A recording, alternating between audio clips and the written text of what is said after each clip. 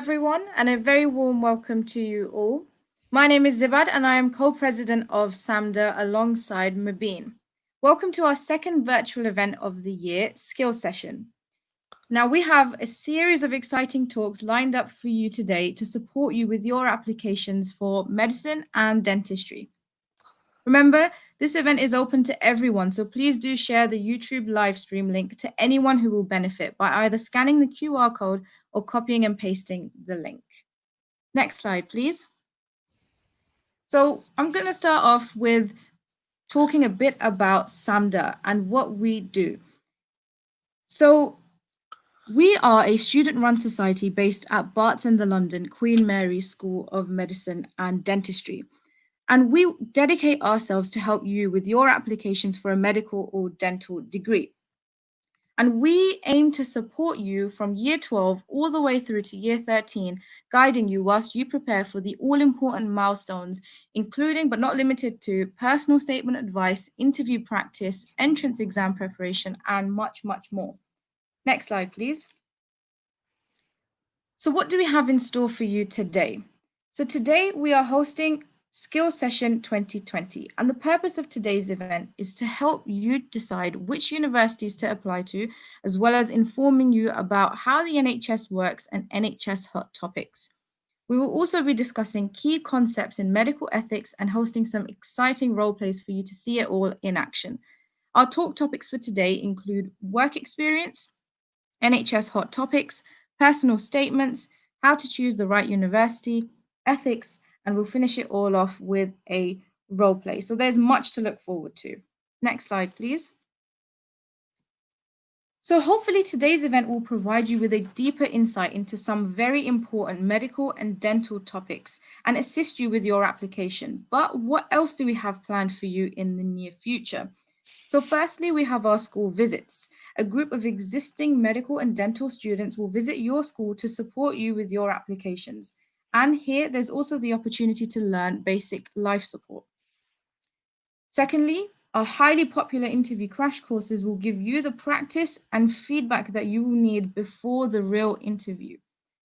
We also have our buddy scheme, and this is perfect for the continuous and personalized support that you will require over this year and early next year. And we have our weekly tips for some nuggets of wisdom that our committee have created.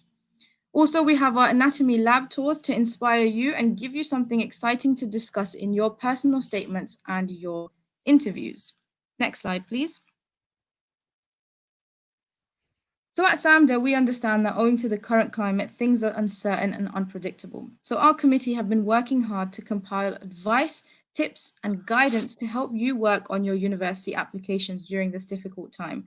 You can get access to the booklet at the end of today's talk upon completing a short feedback form. And this should hopefully be really useful to cover some all-important topics, including work experience, whether medicine or dentistry is right for you, and how to improve your manual dexterity at home. Next slide, please. Okay, so this is just a quick slide on what to do if you guys have any concerns and want to report any issues. It also shows some of the safeguarding measures we have put in place, but we hope that no one will have to refer back to this and everything runs smoothly. So as we have under 18s in our audience, we have had to limit interaction by turning YouTube comments off. But we do want to make it as interactive as possible. So we will be using a platform called Mentimeter for you guys to ask questions and also interact on. And I'll go through that on the next slide on how to do that. And just when asking a question or interacting, please don't put any personal information or use any inappropriate language because we won't be responding to those questions. So we will be able to see your questions and we will answer them. So if anyone has any concerns in terms of reporting inappropriate activities such as bad language or younger students being contacted by older students, then please do email us with a school teacher attached so we can escalate as necessary. And our email is samda@bartslondon.com. So another thing is we cannot respond to queries on social media, but if you do have questions regarding SAMDA events or about the application process, just email us with a teacher copied in and we will happily answer your questions. So questions. So how to ask questions throughout the event. Again, we'll be using a platform called Mentimeter for you guys to ask questions. What you can do is if you go and to www.menti.com and enter the code 276784, you can then access the Q&A. So this will be opened after each speaker's talk, and what I'll do now is just show the QR code as well. So you guys can just scan it, and it makes it easier for you guys as well. Just yeah. So here are the instructions. So you can just take out your phone and you can open the camera and scan the QR code, and it will take you directly to the Menti platform. Where you can ask questions when I enable them, or you can go to the website and enter the code 276784. But for the meantime, at the moment, the questions are closed, and we will open them each time the speaker's talk has ended, so you can ask specific questions to that talk. So just going back to the presentation.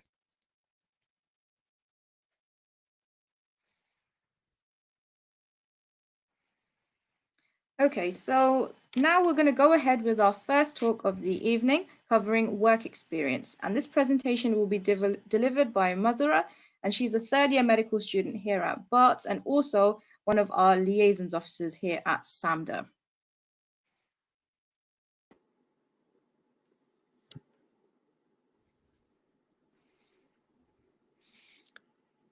Hey Madhu, would you like to share your screen? Sure, one second.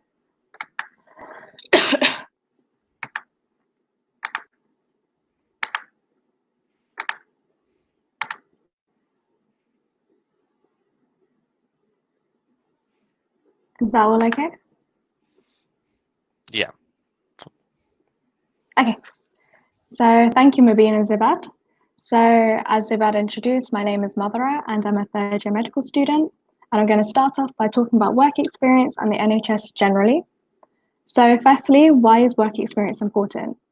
So work experience is important because it's key to helping you find out whether medicine and dentistry is the right career for you. It also gives you a small taster into the daily life of whoever you're shadowing, whether that's a doctor, dentist, nurse, and so on. It also puts some scientific knowledge that you started to come across in your A-levels into context. From the admissions point of view, it demonstrates motivation to study medicine and dentistry. However, now with COVID-19, it's more challenging than ever to get work experience in clinical settings, but shadowing someone is only part of what you could do to get experience.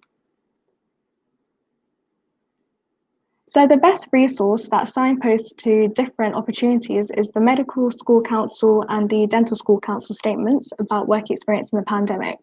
It's great because it's written in line with the expectations that admissions teams will have due to the pandemic. And since everyone else is pretty much in the same boat, the statement reassures us that they aren't expecting any clinical work, but instead are looking for other ways from home that you could demonstrate enthusiasm and what you've done to inform yourself about medicine or dentistry. It's also important to keep up to date on current affairs, regardless of whether it has a direct impact on healthcare. Okay, so you could also read up on interesting cases, research developments, and engage with webinars. To find them, Facebook is great because a lot of different organizations advertise using Facebook. For example, the Royal Society of Medicine is doing a COVID-19 series. In terms of helping to inform your UCAS choices, take a look at different prospectuses. student room is particularly a goldmine when it comes to information about different universities. So one reason why work experience in clinical settings is great is because you can have conversations with medical and dental professionals and get a good insider perspective. However, with COVID, there's less opportunities to do so in person. But having said this, there's lots of students and staffs across all specialties that have pages dedicated to keeping account of their experiences, giving tips on applications, and expressing their opinions on various healthcare issues. Whether it's about politics or sharing untold stories behind medicine today, it's all very important to learn about. Personally, by engaging with these sort of accounts since lockdown, I've learned a lot about how racism was integral to the advancement of gynecology, which isn't something I'd come across before. My point is, getting work experience is more than just learning the pathophysiology of a disease, which is important, but in order to uphold the NHS values such as making healthcare accessible to everyone, we need to do our homework. So if you are fortunate enough to not be directly impacted by the pandemic and have that free time, do pursue a new hobby or develop a skill. Even if it's not academic, it's still valuable for your personal development. It's also a bonus for your personal statement and interviews because it could demonstrate manual dexterity for our dental applicants, time management, organization, and also having a stress outlet that you can draw upon in a stressful pathway such as medicine or dentistry. So having all of these experiences, a good academic foundation, socio-political insight, all of that is great. But in order to unlock the value of our experiences, you need to reflect on them. This involves discussing either with others or introspectively what you saw, did, read about, and think about its impact on you. Maybe it helped to reinforce your medical/dental pursuit, gave inspiration about what sort of professional you want to be. Whatever it is, you should always link it back to your course. It's important to note it's quality over quantity. You want to have meaningful experiences. It's not about a robotic tick box exercise. To help you make sure you're on the right track in terms of personalizing your experiences, do keep a log of all your work experience or even a diary of news updates as you go along. This is also something that's strongly recommended by the Medical School Council and the Dental School Council. Not only does it encourage you to reflect, the bonus is you can draw upon this for your personal statement, your interview prep.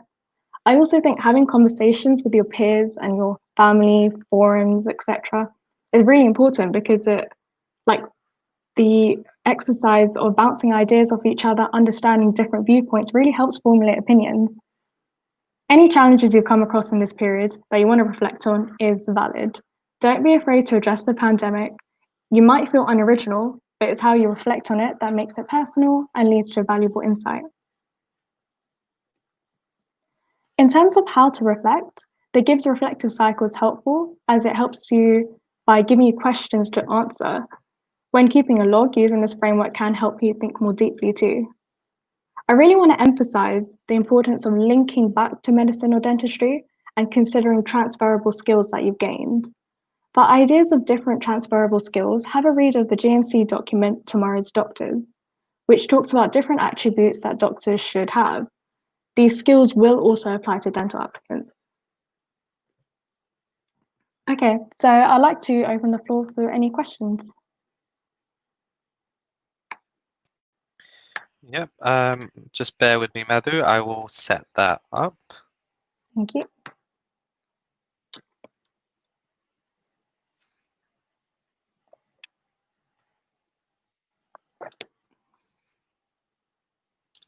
Yep, so the questions are open now. Again, if you go to www.menti.com and enter the code 276784, you should be able to ask questions. Okay, good question. So GMC stands for General Medical Council. I'll be covering later what their responsibility is.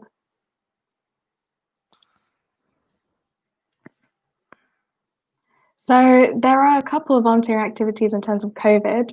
I understand you won't be able to go in person because of risk, but you could be calling people in terms of care homes are doing a scheme. I've forgotten the name of that website that gives a lot of signposting to volunteering activities. Is it the medic portal or?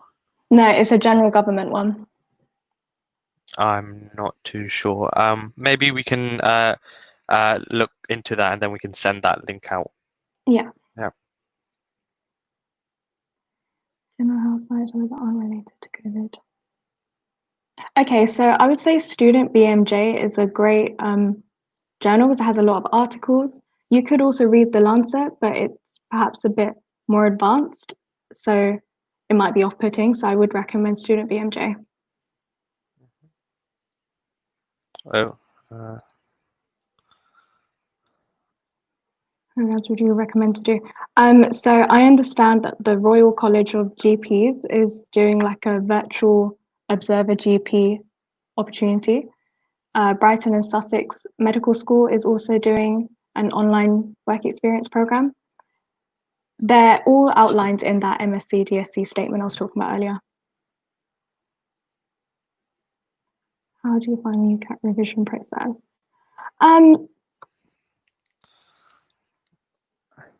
Shall I take this? It's totally up to you. It's not that related, but if you want to answer it, that's completely fine. The only thing I'll say at this stage is practice. It's quite a systematic test.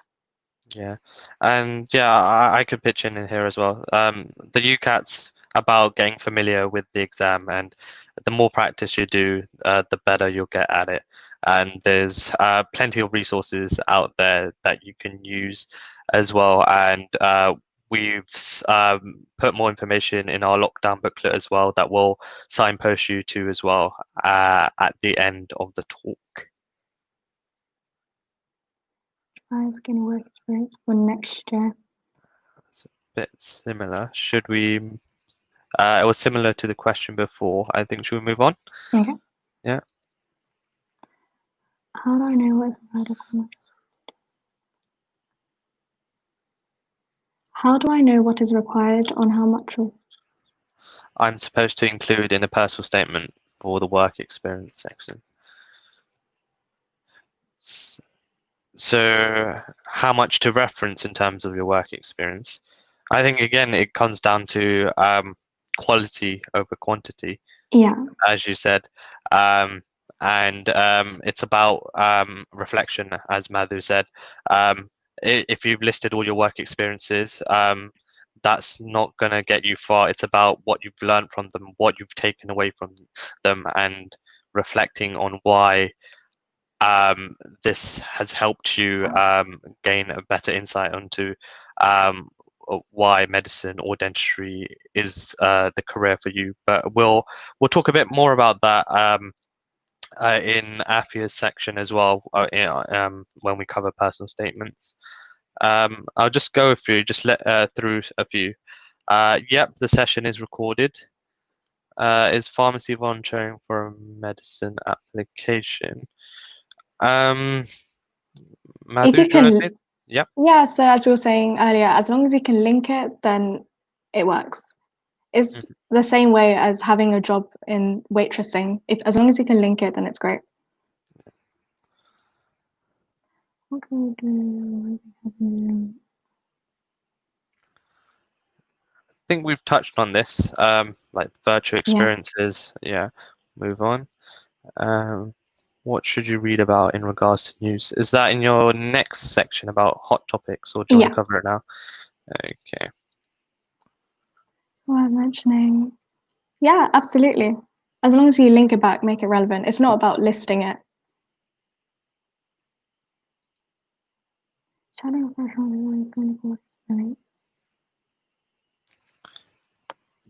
Depends what professional.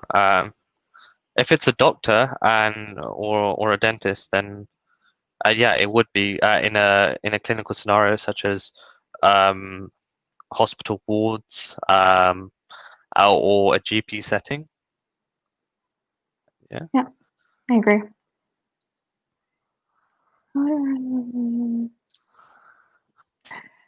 So I understand where you're coming from. It might sound a bit too informal, but you wouldn't necessarily say TikTok. You might say social media platform instead. You don't actually have to give the URL of where you learnt these sort of things. How do you reflect on virtual work experience?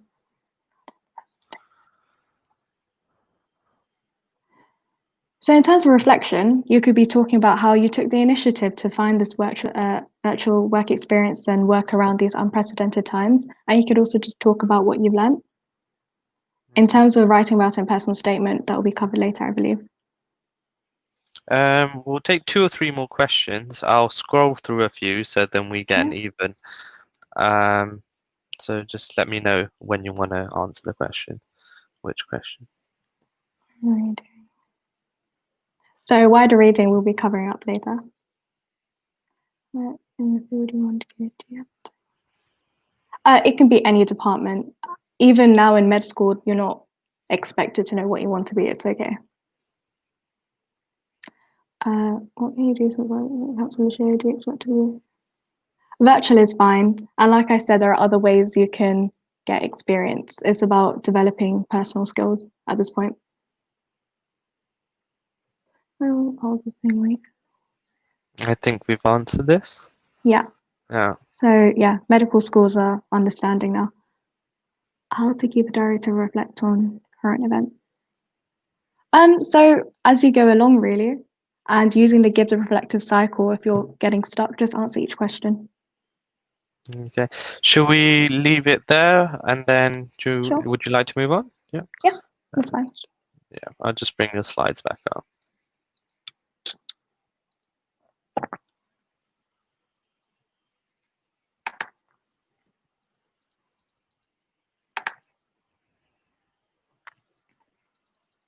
Okay, are you able to see the next slide? Yeah, you're good to go. Okay, so now I'm going to talk briefly about the NHS. It was founded in 1948 and it was outlined in the Beveridge Report as a cradle-to-grave social support system. It's underpinned by 7 key principles, which can help you with your reflection in terms of linking back to medicine or dentistry. So the NHS is mainly funded by income tax and national insurance contributions. Other smaller contributions are from patient charges like dental care and prescriptions. So this is a useful illustration to understand how funding flows in the NHS. I suggest that you know the role of some of these bodies, not all, of course.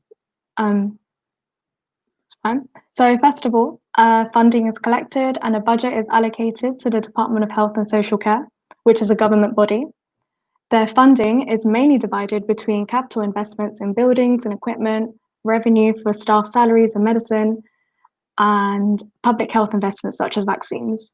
They also work through arm's length bodies, which are organizations that don't have any legal power by themselves, but they do have government funding. An example of this is Public Health England, or PHE. They address health inequalities and deal with the public health emergencies. Their website is particularly good for COVID information. They even do like a weekly report on the COVID situation. Another arm's length body that the Department of Health gives the majority of its budget to is NHS England, who oversees CCGs. Now, CCG stands for Clinical Commissioning Groups, and there are 135 in England, and they're responsible for distributing funds in an effective way to get the best possible health outcomes for the local population. In order to do that, they assess and prioritize local needs and then buy services from providers, such as hospitals, ambulance providers, mental health providers. It's an ongoing process where CCGs must constantly respond and adapt to local circumstances. You should also be familiar with the differences between primary, secondary, and tertiary services, where primary is your first point of contact. For most people, that's a GP, your dentist, pharmacist. Secondary is your hospital environment, and tertiary is your more specialized treatments, such as organ transplants. Other organizations you should be familiar with. I want to put emphasis on the word familiar. I know it can seem overwhelming to try and remember all of this, just as long as you know that they exist. So you have NICE, which stands for the National Institute of Health and Care Excellence. They produce guidelines for evidence-based medicine, and they do this by reviewing treatment for diseases and different medications. Evidence-based medicine is a concept that you could read up on. is essentially when you use the best current research to guide patient management. So we also have the GMC or GDC, we mentioned it earlier, so General Medical Council or General Dental Council. And these are regulatory bodies for the doctors or dentists, respectively. They produce guidelines to monitor training and professional standards. For example, I mentioned earlier GMC's document Tomorrow's Doctors. The last organisation I just want to highlight is BMA or BDA. That's British Medical Association or British Dental Association. And they're both trade unions, and they have discussions with the government about pay and working conditions. You may remember the junior doctor contracts not long ago, and it was BMA who was doing the negotiations for that. Okay. Moving on to NHS Hot Topics. A couple of you are asking about what you could read up on, and I think the main one, the obvious one, is COVID-19, as there is a lot of scope for research. There's just a lot of literature, videos that you could engage with. There are different sides to COVID that you may want to read in. For example, you might want to understand the different factors that impact health outcomes for COVID. For example, socioeconomic factors, pre-existing comorbidities, effectiveness of different campaigns to promote social distancing and PPE access. You might want to engage with the politics surrounding COVID, and that's things like the policies employed by different countries to deal with the outbreak or the impact this will have on Brexit. You could also look into the strategies to recover from long-term impacts, which could be an important part of political party campaigns in the future. You may also be interested in the economics of this pandemic, i.e. what policymakers can learn and how to prioritize funding for healthcare systems so that for the next pandemic, we don't take as many hits to the economy. And lastly, there's also the sociology angle. You might want to explore how the pandemic has had a role in the BLM movement and other social activism. These are just a couple of ideas of the sort of topics surrounding COVID you could engage with. Another hot topic is privatization of the NHS. Regardless of your stance, you should understand pros and cons, and I'm just going to highlight a couple now.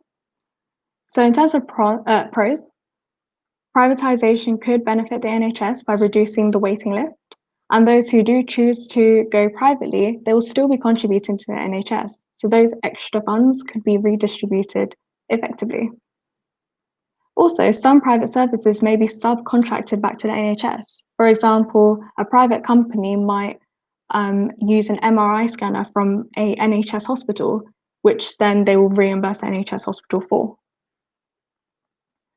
Some negatives of privatization, on the other hand, is about fairness and the idea of a commercial doctor-patient relationship, where the patient management is now negatively influenced by money, and the idea of altruism is diminished, where altruism is the doctors acting from a place of selflessness. There's also an issue of exacerbating existing health inequalities. A health inequality could be socioeconomic, where the poorest tend to be the neediest, but may also have less access to health education. This means that public health campaigns, I'm thinking campaigns about smoking cessation, unwanted pregnancies, they have less reach to people who would benefit the most. Another health inequality could be based on geographical location, and this is where the concept of postcode lottery comes in. This is where different regions provide different levels of care, especially since CCGs, remember we were talking about earlier, clinical commissioning groups can make independent decisions based on their budget. But as I said earlier, the point of CCGs is to feedback with the population and see what needs to be implemented. Okay, so moving on to the issue of an aging population, which is associated with more complex healthcare needs. In the context of COVID, we know that the elderly are more vulnerable, which places an already overstretched healthcare system under immense pressure. On top of this, we have an existing A&E crisis, where increasing demand for services, but factors such as funding constraints, staff and bed shortages make it challenging to meet these increasing demands. An indicator of efficiency was introduced called the 4-hour standard, And this is when a patient attends A&E, they should be admitted, transferred to another provider, or discharged within 4 hours. You may be interested in looking into how this target has affected patient care, like the quality of patient care. Okay, so that was just a small snapshot of things you could read up on. I don't want to overwhelm with information. This slide has suggestions of cases and policies that you could read up on. It's not an exhaustive list, so feel free to read on things that you find interesting. It does reflect when you're genuinely interested in something when you're talking about in an interview or a personal statement. I also do appreciate that muddling through all this information out there is very overwhelming, but many organisations such as Medic Portal, BBC Health can help you stay informed. Okay. Again, I'm opening the floor for any questions.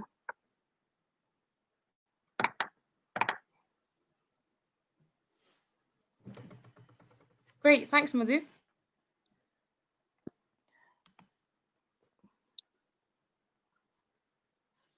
Okay.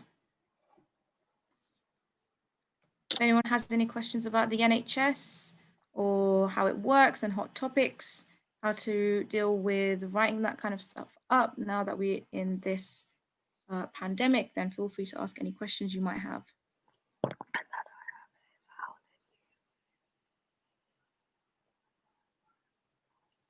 Okay. So you have to appreciate that when I was applying to medicine, it was not during a pandemic. So it was more traditional in terms of I tried to get work experience in primary and secondary and did a bit of volunteering. But of course, that's much harder now.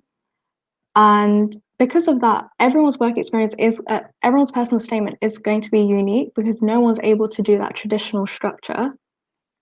But me personally, what did I include to make mine stand out? I spoke a lot at the end actually about my personal hobbies and volunteering activities more than my work experience to try and show that I've developed and I'm suitable. Oh, yeah. Industry.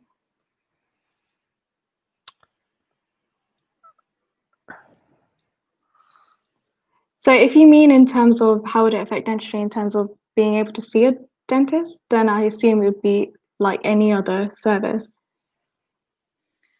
I think maybe I can chip in a bit here. I had to visit the dentist recently, and I know that they're actually not able to resume a lot of their services because of the lack of PPE.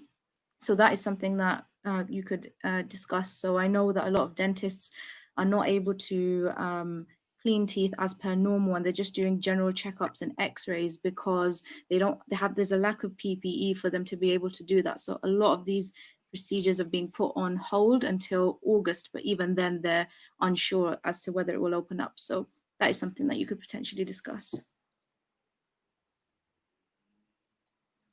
So I know Bart's does, they send you an article a couple of weeks before your interview. And for my year, it was about designer babies. And yeah, it depends on your uni. Just to add on to that, I think they, for example, if we were sitting an MMI interview, for example, at King's, one of the questions that I had was there was a graph in terms of blood glucose levels for different people, for diabetics, a normal person, and they won't ask you anything that you won't know, but it will be surrounding your A-level knowledge, and there will be nothing you won't be unfamiliar with, and to an extent GCSE as well. Just one other quick thing, with BMAT universities, they often have a tendency to ask about the BMAT essay that you write in their interviews. So just remember to make quick notes about what your BMAT essay, what you had written in there, so that you can refer back to it quite easily during your interviews. Yeah, that's in specific to UCL as well, because they give you a copy beforehand of your BMAT essay, so you can have a read through, and they reference it during the interview as well. So make sure you are familiar with that before you sit your interview. Could you go back to the first slide about NHS? 1 second. Okay, just bear with me. What I will say when it comes to information about the NHS, the King's Fund website is very good. They have a lot of animations about different things regarding the NHS. Madhu, could you go back to that Sure. slide? Yeah, thank you. Is it this one? Maybe this one or this one, I'm not sure. Yeah, no worries. This session will be recorded, so you can scroll back to take pictures or and reference back to it as well. Let's go to another question. Absolutely not. It's more about being familiar. As Mubin said earlier, they're not going to be expecting you to know everything. You're still learning. Yeah.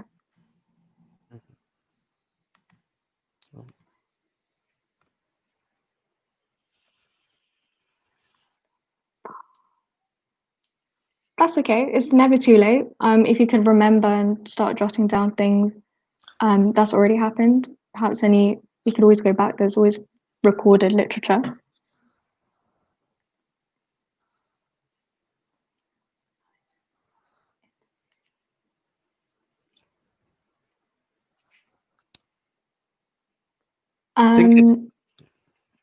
Sorry, go on. No, I think it's a bit of both. If the only thing in terms of personal statements is if you do mention it, make it personal, because anyone can put like a random hot topic in about the NHS. So it's more about what it means to you. What have you learned from that that hot topic? How have you? Why has that made you want to do medicine? Is there a particular reason? And yeah, they may also ask about it in the interview as well. It's Madhu, similar to it's similar to putting a book down into your personal statement. Just make sure you know it, because easily they could ask you questions about it, and it would be a poor reflection if you're not able to talk about it. I've answered this. But yeah, we need.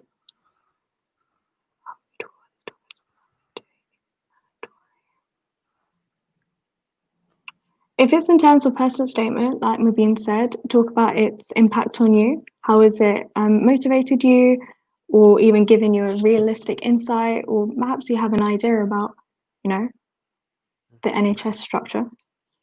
I think Afia will also explain this in more detail in her personal statement talk as well.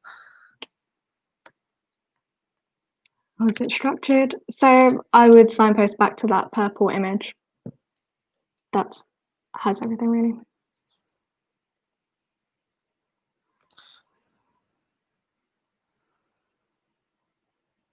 It's unlikely to come up in in interviews. There's a lot going on right now that they could ask you about. But for personal interest, there's no harm.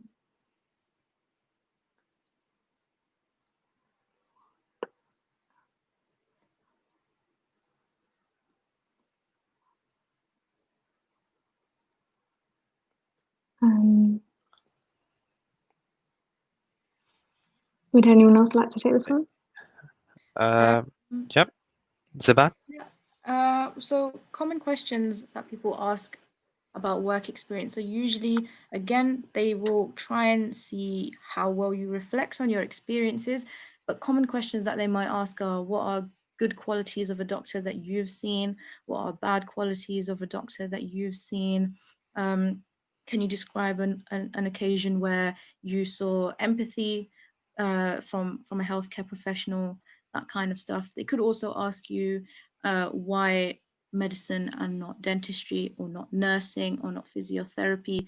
And again, you can then refer back to experiences that you, obviously, because when you're on work experience, you will be seeing, whether virtually or not, different healthcare professionals working together. So it's something that they will like to tease out So what you saw, not just within the doctor, but also the nurses, physiotherapists, porters, everyone.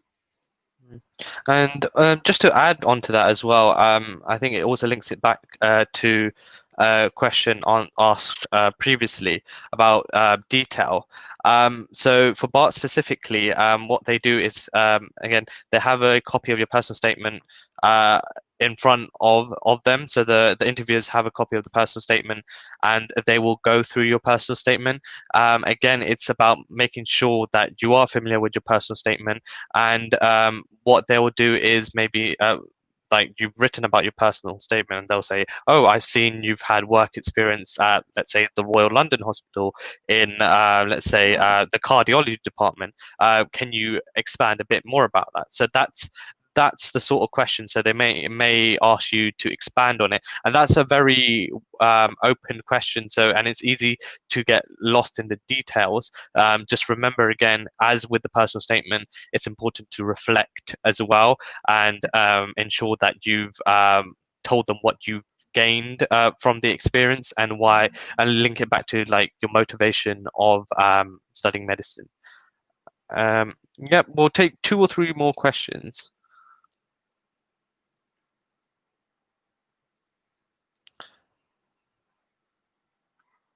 I assume you're talking about the cases that I suggested you could read up on. It is the same answer really about any hot topics you come across. It's about personalizing it. And just if it's regarding cases about what your specific work experience, just remember about confidentiality, and do not mention names or specific hospitals is okay, but any patient details should not be mentioned at all, because they will heavily scrutinize that.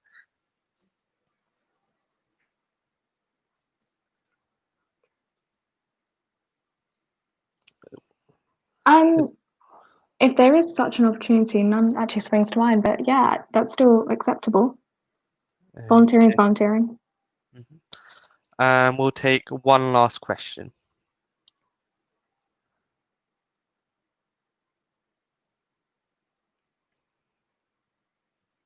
So preparation for UCAT, it's different for each individual, but just on like on a baseline, around a month minimum. Some people do need more, some people need 2-3 months, some people need less, and it is again about practice. Keep on practicing, finding the right platform. Not everyone has the same learning method, so that's really important. Like someone might recommend you a specific resource that's worked really well for them, but then it doesn't work for you. So with the UCAT, make sure that you do your research, you try and explore different methods, and the one that works for you, that's the one you should use, because it's very specific to your learning your learning method.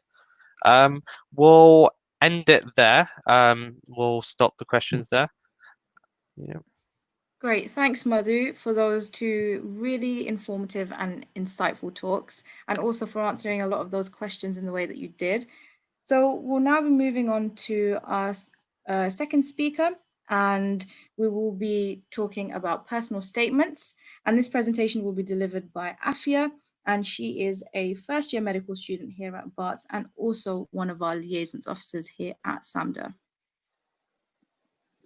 Hi, thank you for the introduction. So yes, I'm Afia, and I will be talking about personal statement. So what it is, why universities want it, some general advice. I go through the ideal structure, and then show you guys some good examples and some bad examples, and then end it with things that you should avoid when writing a personal statement.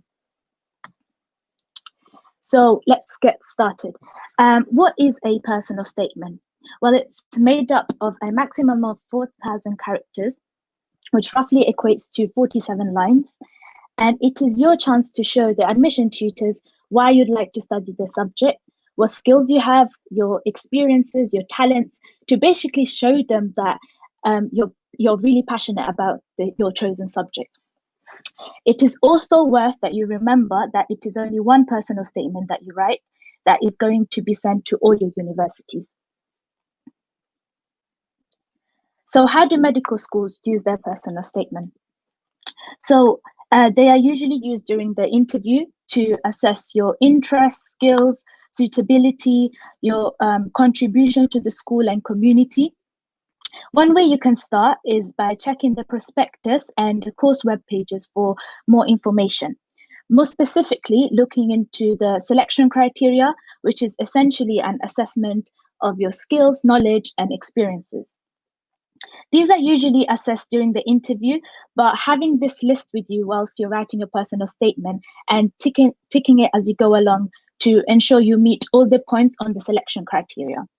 So the advice would be to look into the websites of the medical schools you're applying to, so you know exactly what they are looking for in potential medical students. So, although the selection criteria slightly varies between medical schools in terms of their wording, overall, the three main aspects that it trickles down to and is looked at by all medical schools are motivation, interests, and suitability. So the question you should ask yourself for motivation would be, why do you want to study medicine? For interest would be, what efforts have you made to explore the field of medicine in order to give you a real idea of what it is like? And for suitability, it would be, what skills, characteristics, or personal traits do you have that are important for medicine? So I'm going to begin with some general advice. So plan and structure. So with a maximum character limit of 4,000, there probably isn't enough room for you to fit everything you'd like to say into your statement. That's why you need to choose the most important things you want to get across to the admission tutors and structure your writing around these points. Secondly, show, don't tell. So give evidences and examples for any claim you make. Don't just say you're a great student, but give the admission tutors the proof with examples of what you've done or achieved, what you've read and thought about your experiences. Thirdly, supercurricular versus extracurricular activities. I will be covering this later in the presentation, so I won't go into detail now. Number 4, quality, not quantity. So you probably heard of this phrase plenty of times, but having an enormous list of difficult books that you read or mentioning loads of work experience or volunteering that you have done may appear impressive, but in your personal statement, they won't carry much weight unless you can demonstrate your thoughts, observations, and reflection on these experiences. The things you have done are less important than the thinking you have done about them. So one advice would be to pick a small number of things and use them as a springboard to showcase your passion, commitment, and intelligence. Lastly, write carefully and simply. So you obviously must proofread your statement before submitting it, and ideally getting a friend, a relative, or a teacher to help you with a fresh pair of eyes. Also, don't use words that don't come to you naturally and go to thesaurus for every single word and make your writing too sophisticated, because during the interview, they will see how you talk. So the ideal structure. Well, there is no correct way to write a personal statement. So the structure on the slide has been used by many students and even myself, but you don't have to stick to it. Just an example. So at the start, you usually have a small introduction talking about yourself and your motivation to why you are choosing the subject. Then many students go into talking about their school subjects, what they're studying, whether they enjoy them, any module in particular they found fascinating, like the brain or the heart, mentioning any link between their subject to medicine. Then students go into talking about their work experience and volunteering, what they have done, whether they have enjoyed them, basically reflecting on them. Then the extracurriculars, talking about hobbies, how they keep themselves busy and how they relieve stress. And of course, at the end, you have a small conclusion, just like a powerful 1 or 2 lines summarizing your motivation and skills, who you are and why the medical school should choose you. So a lot of you may be starting to write your personal statements now. Maybe you have already done your first draft, but starting your personal statement from scratch is actually hard. And I was in the same position as you just 2 years ago. I'll show you exactly how to tackle this and something that really helped me and other medical students. So there's a list of questions that you can answer one at a time on different days even. Once you have answered these questions, combine all the answers in one full page. Then you practically kind of have a personal statement ready right there. So I'll show you guys exactly what I mean. So imagine answering these questions. Why do you want to study medicine? What work experience or volunteering have you undertaken to explore medicine? What have you done to show your passion? What skills do you have that are relevant to medicine? What do you do outside your studies? And how do your A-level subjects help you with medicine?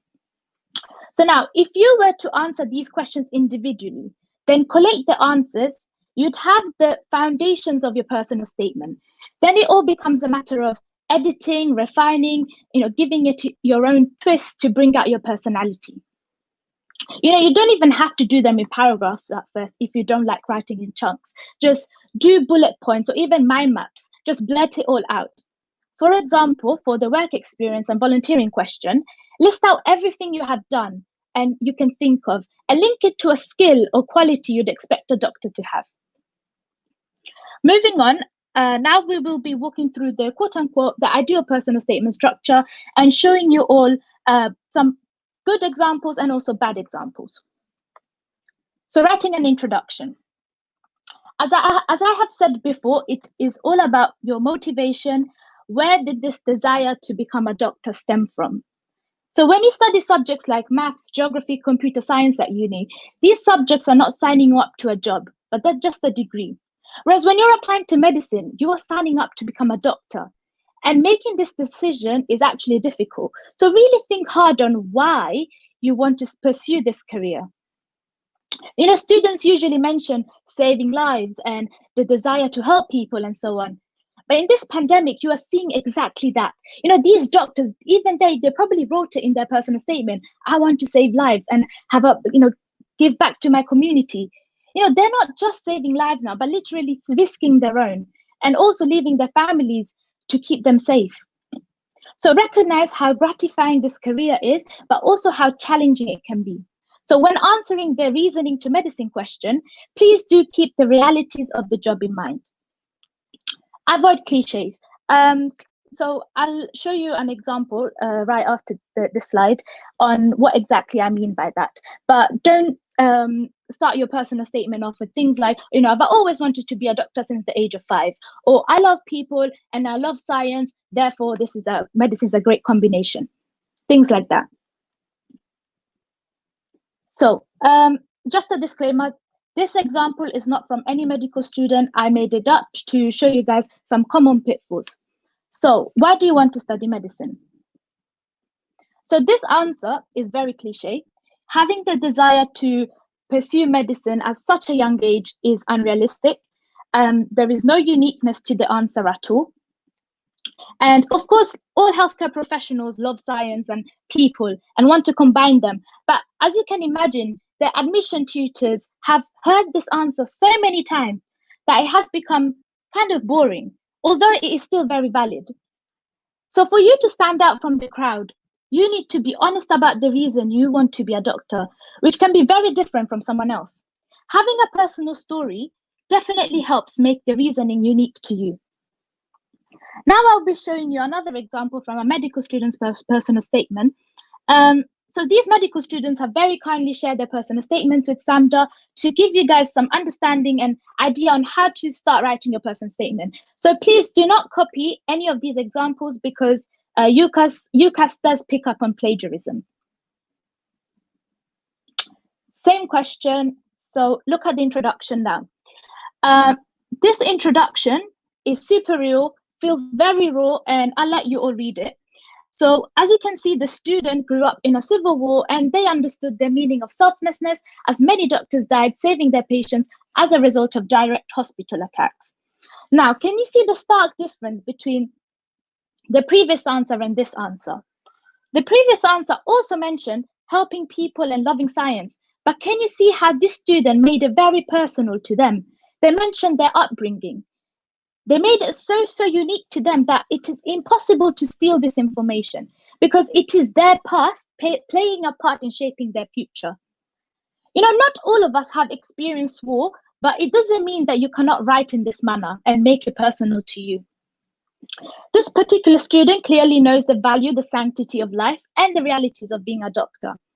So just to give you guys some ideas, you can even, talk about the pandemic, how it affected you or inspired you after seeing the pictures of NHS workers, more specifically doctors, putting themselves at risk to save others, which you probably found very heroic. I mean, I certainly did.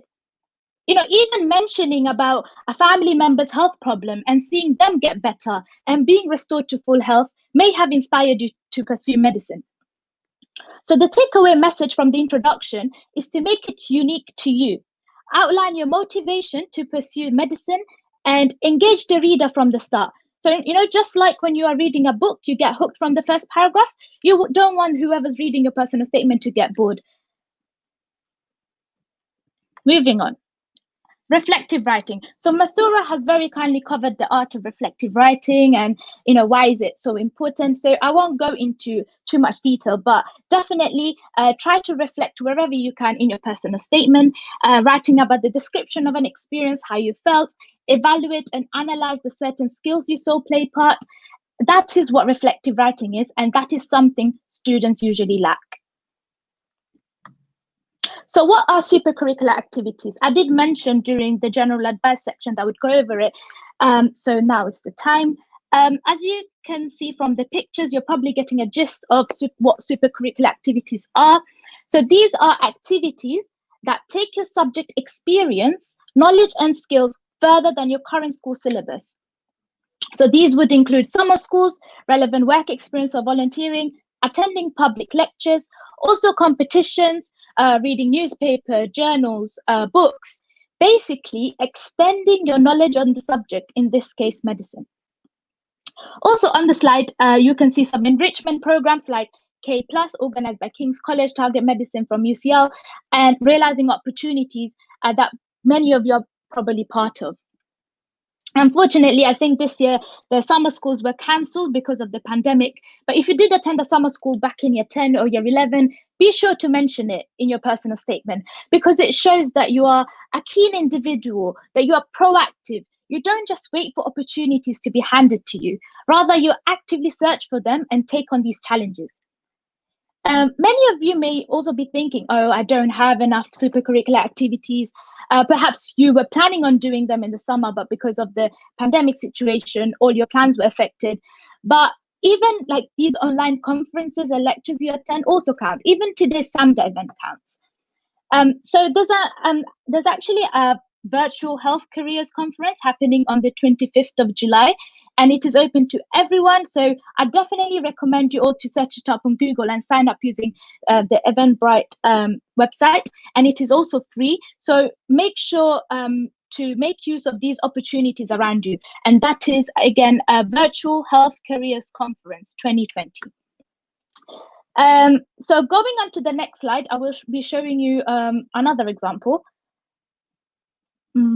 So what work experience or volunteering have you undertaken to explore medicine? So you guys can probably tell from reading this extract, it was written by me. So you can probably tell that is a bad example. This fake student that I created has literally just listed the experiences, but they have not reflected at all. The student saw the doctor delivering a cancer diagnosis, but doesn't go into how the patient reacted or how the doctor actually delivered the news, the tone of voice. What skills did they see? There is no mention of what skills the student gained. Whether it was empathy, communication, teamwork. There's nothing about multidisciplinary team that the student may have been involved with, or even like the treatment plan after the cancer diagnosis. So overall, there is a lot that is lacking in this answer. So when answering the question specifically related to work experience and volunteering, remember to always reflect. hopefully by the end of today's webinar, this word should be stuck in your head, and definitely mention the skills and qualities you see in play. Now, I'll be showing you another example from a student and see the difference. Same question. So this answer has loads of brownie points, and the student listed out the characteristic they saw in the doctor: respect, care, and dignity.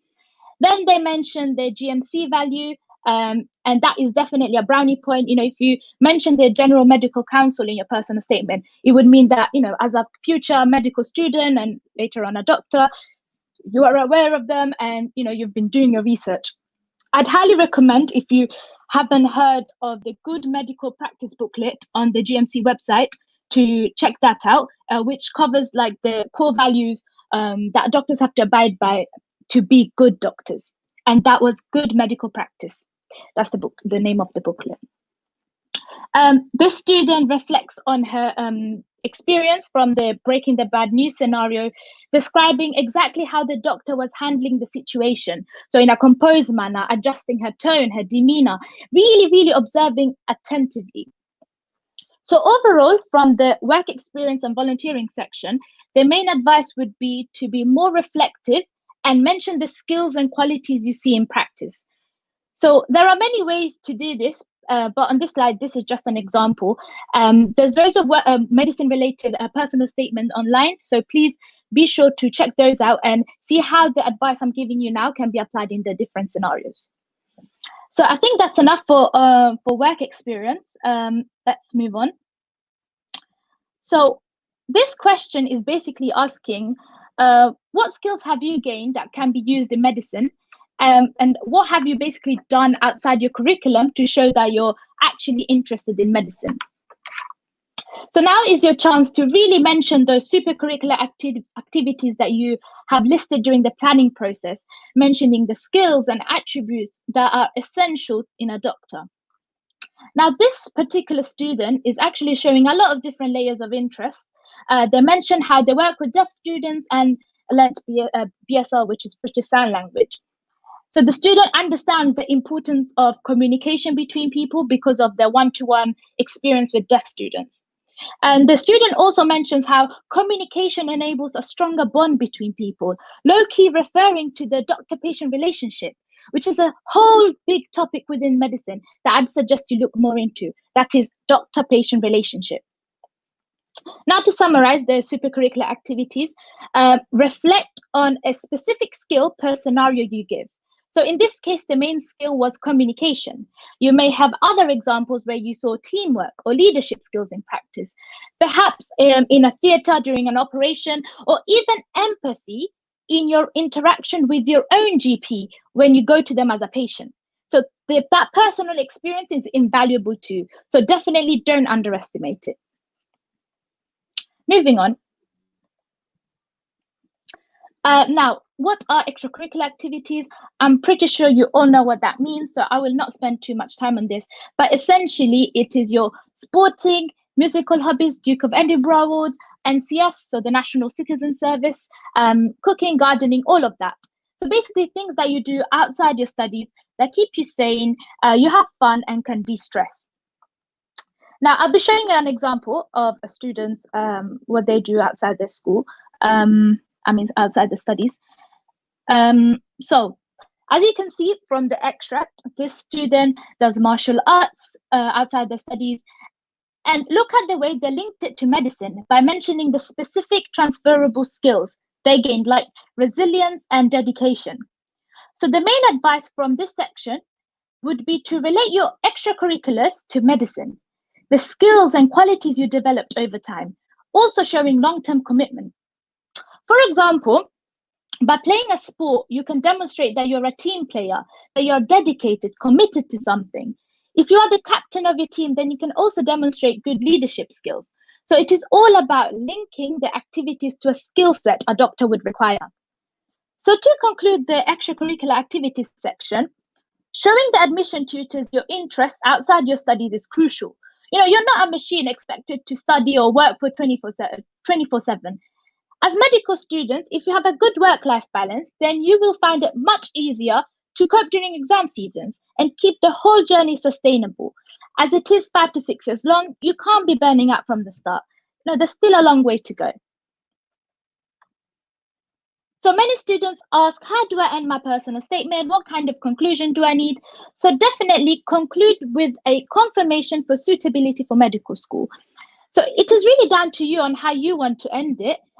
Depending on the context of a personal statement, like it just has to flow paragraph to paragraph. You don't want it to be forced. And emphasizing the skills you have that will make you a great medical student and eventually a doctor. So you want to end it with a powerful punchline, something that will make whoever's reading a personal statement remember you. Mentioning things like community work, taking an active role to have a positive impact, showing that you're a people's person, that you care about your community and want it to be a better place for everyone. So now to summarize everything I have said in regards to the personal statement writing. So firstly, writing an introduction outlining your motivation to study medicine, and then on to perhaps your subjects or mentioning a research project or EPQ relating it to medicine in any way you can. Next, mentioning your supercurricular activities, so things like work experience, volunteering, outreach activities, summer schools, book reading, all of that. And reflecting on your experiences, by talking about what you saw, how you felt, whether you were shocked, surprised, and mention the different skills you saw. Link in your extracurriculars as well, the transferable skills. Then end it with a banging conclusion, outlining why they should choose you and why you are suitable to be a medical student. Now, some things that you should avoid when writing your personal statement. On your screen, you can just see like a really long list. So I'm not going to expand on all of them. Just I'd say about the first point, lying and plagiarism. Please don't copy any of the examples from today because, as I said, plagiarism check out on UCAS. And also don't lie about any of your work experience or like experiences in general, especially in this pandemic. A lot of people may make up things, but don't do that. I mean, you're just cheating yourself, really. Also, don't use language that you're unfamiliar with, especially medical terms. So let's say you want to mention the 4 medical pillars and you want to talk about beneficence because it links to your work experience somehow.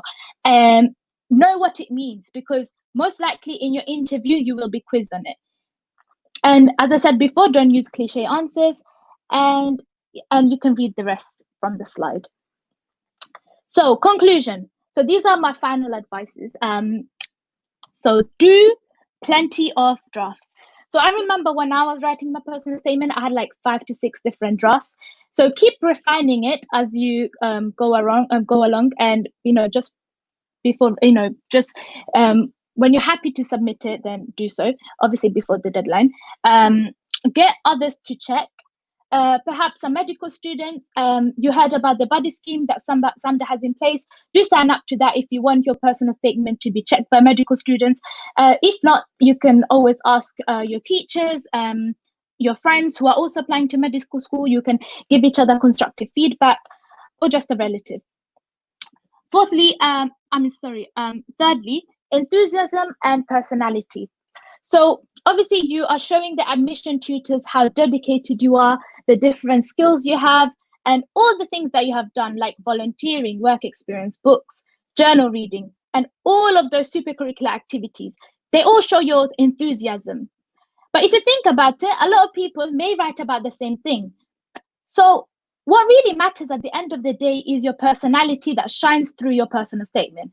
So more specifically, the unique experiences that made you the person you are today. So for example, like the Civil War example.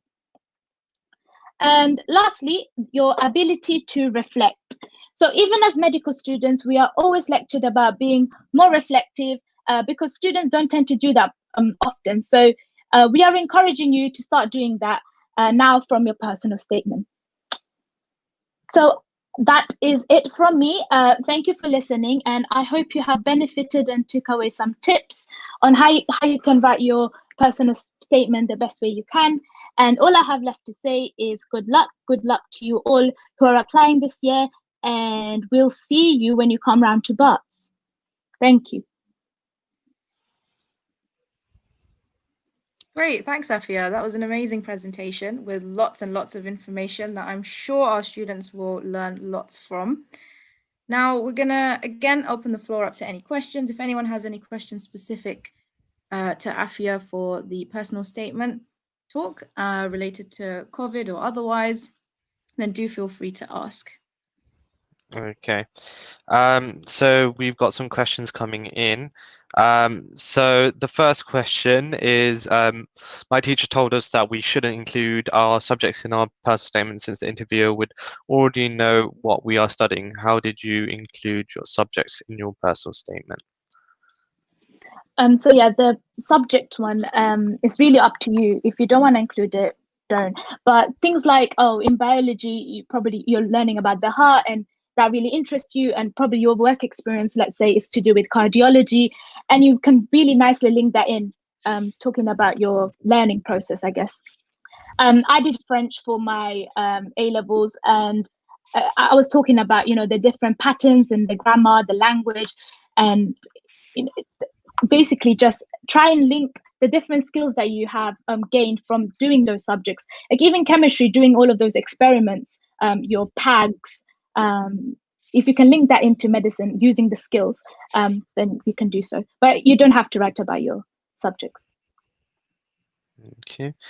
We'll go on to the next question. So the next question is, in our work experience paragraph, do we speak about observations and then what we're doing to develop those skills? And do I always have to follow this structure, or can it vary? So yeah, you speak up. So you're reflecting on it. So you speak about what you saw and how you felt. The skills that you saw, perhaps the doctor or whoever you're observing, putting practice. So what we're doing to develop. Sorry, what was the second part of the question? And then what we're doing to develop. Do I always have to follow the structure, or can it vary? No, you can set. This is just an example. Do you guys have any other tips for this question? Zabad, do you want to go first? Yep, sure. So speaking about observations and then what we're doing to develop that skill. So with regards to skills that you can mention, there's loads. There's the standard skills, and then there's the softer skills. So the soft skills are the ones that people usually miss out. So I would suggest don't forget to mention them. So empathy, communication, time management, organization. And so you can link that back to your work experience, and then you can cover two things within the same sentence kind of thing. So you can talk about your observation of time management that you saw in a healthcare professional, in a doctor, in a dentist, and then you can relate that back to yourself. So how you've managed organization and time management. For example, are you doing 4 A levels? Are you doing 3 A levels and also learning an instrument? So those kind of things. So you can pick out a skill, relate that to yourself and any activity that you do that skill relates back to, and also to your work experience. So any healthcare professional that you had seen do that particular skill. So that way you can cover everything in quite a concise manner. Thank you. We'll go on to the next question. So the next question is, since the personal statement is the same for all applications, how would I phrase the personal statement for my backup application, which isn't medically related? So from what I know, usually the fifth option, whatever subject it may be, because your personal statement is medicine orientated, a lot of the times they usually just tend to give out the offer because they know they're not your top choice, and because they kind of know that we're their fifth choice, they're most likely getting to medical school. But I'd suggest to keep it medically related, because if that's what you want to do, if you have 4 medical schools you're applying to and only one that is not medical school related, then just definitely make it more medicine. What do you guys think? Yeah, that's completely true. And so because 4 out of your 5 choices are medicine, just keep on that, keep your focus on medicine, because also the fifth choice is probably going to be medically related. For example, most people apply for biomedicine as their fifth choice, which has a great deal of overlap in terms of medicine and biomed. So if you did orientate your personal statement to biomed, or other courses like pharmacy, there would be a lot of overlap. And the reason being is because medicine is such a vast field. So the fact that you're interested in such a vast field will also mean that you may be interested in other fields as well, like biomedicine and pharmacy. So there is an overlap in that sense. Yeah. We'll go to the next question. So you shouldn't mention a patient case even if you have found it interesting. Do you mind if I answer this one, Afia? No, go on, go ahead. Yeah. So I think this goes back to in terms of when I said about like patient details. So you can mention cases that you have found interesting, and I would highly recommend it as well, because it makes your personal statement personalized and more relatable. But do it without compromising on the patient details. So do not put anything specific that if you put that in, that would identify that patient. So, for example, names, where they lived, things like that. So just keep it generic. Say, oh, you saw this patient on the respiratory ward, who had COPD, and then you basically followed their case through. That's completely fine. But if you were to then mention specific details in terms of hospital, what ward they were in, that is starting to compromise patient confidentiality, because then people can link that to a specific patient. So that is what you need to avoid. But you can, I would encourage mentioning a patient case. Yeah, so I will maybe 2 or 3 more questions. Just bear with me. I'll bring up the next question.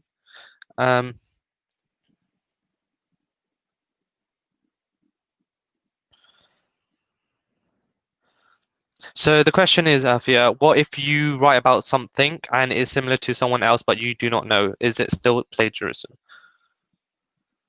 As I said before, because all of you who are applying to medical school this year may have similar experiences because of the whole COVID pandemic situation.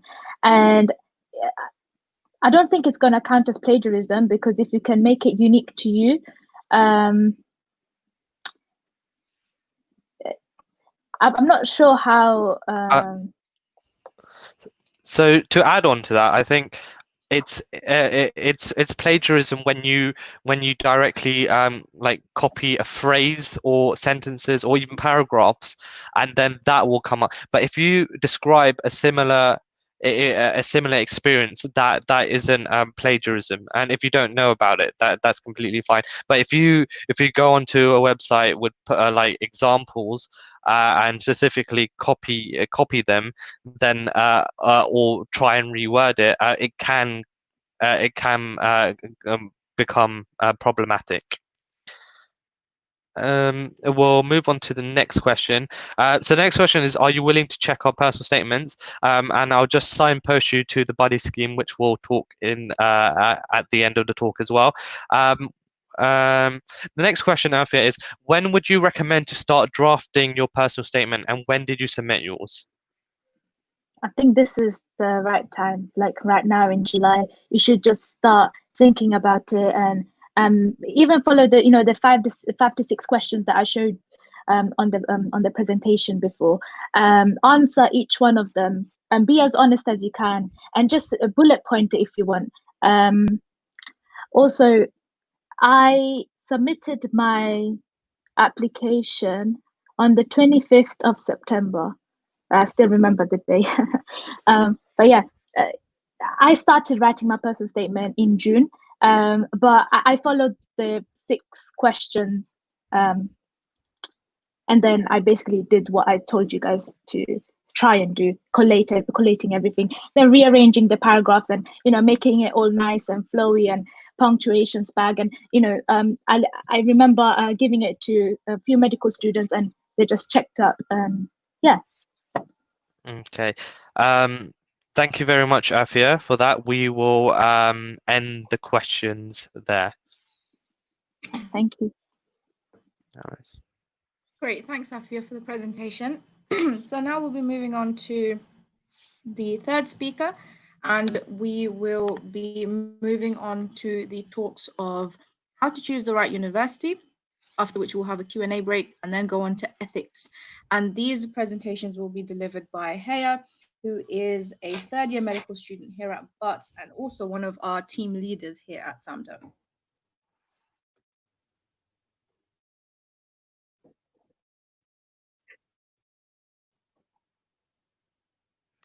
Great, Heya, whenever you're ready.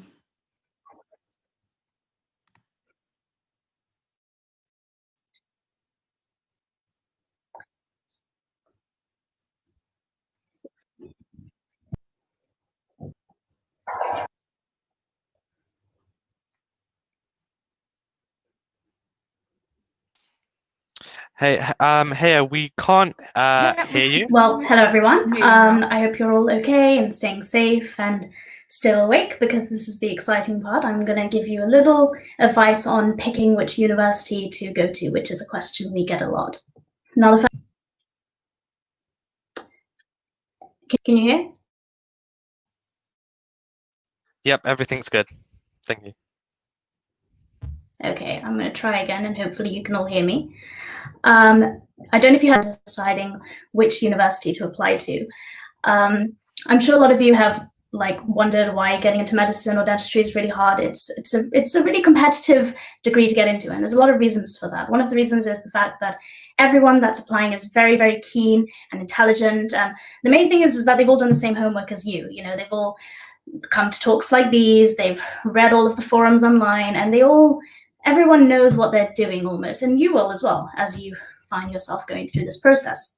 And there's also the fact that there is a lot of steps that you have to fulfill. You need to, it's not just sending off a personal statement. You also have to do well on the admission tests and ace the interview. There's a lot of things you need to get right. And the important thing you need to remember is that the great thing about applying to something like medicine and dentistry is that you're not just applying for a degree, you're almost applying for a job. And that's why it's so competitive, because touch wood, once you get in, you're pretty much set for life. You're gonna have a job. You're not gonna be on the streets, and you're gonna be doing an amazing job where you're helping people and doing something you're passionate about. So that's why it's difficult. But you can make things easier. You can make things easier for yourself by being very intelligent with the way you pick your universities. And the advice that I want to give you, firstly, is just how to be smart and play to your advantages when making your choices.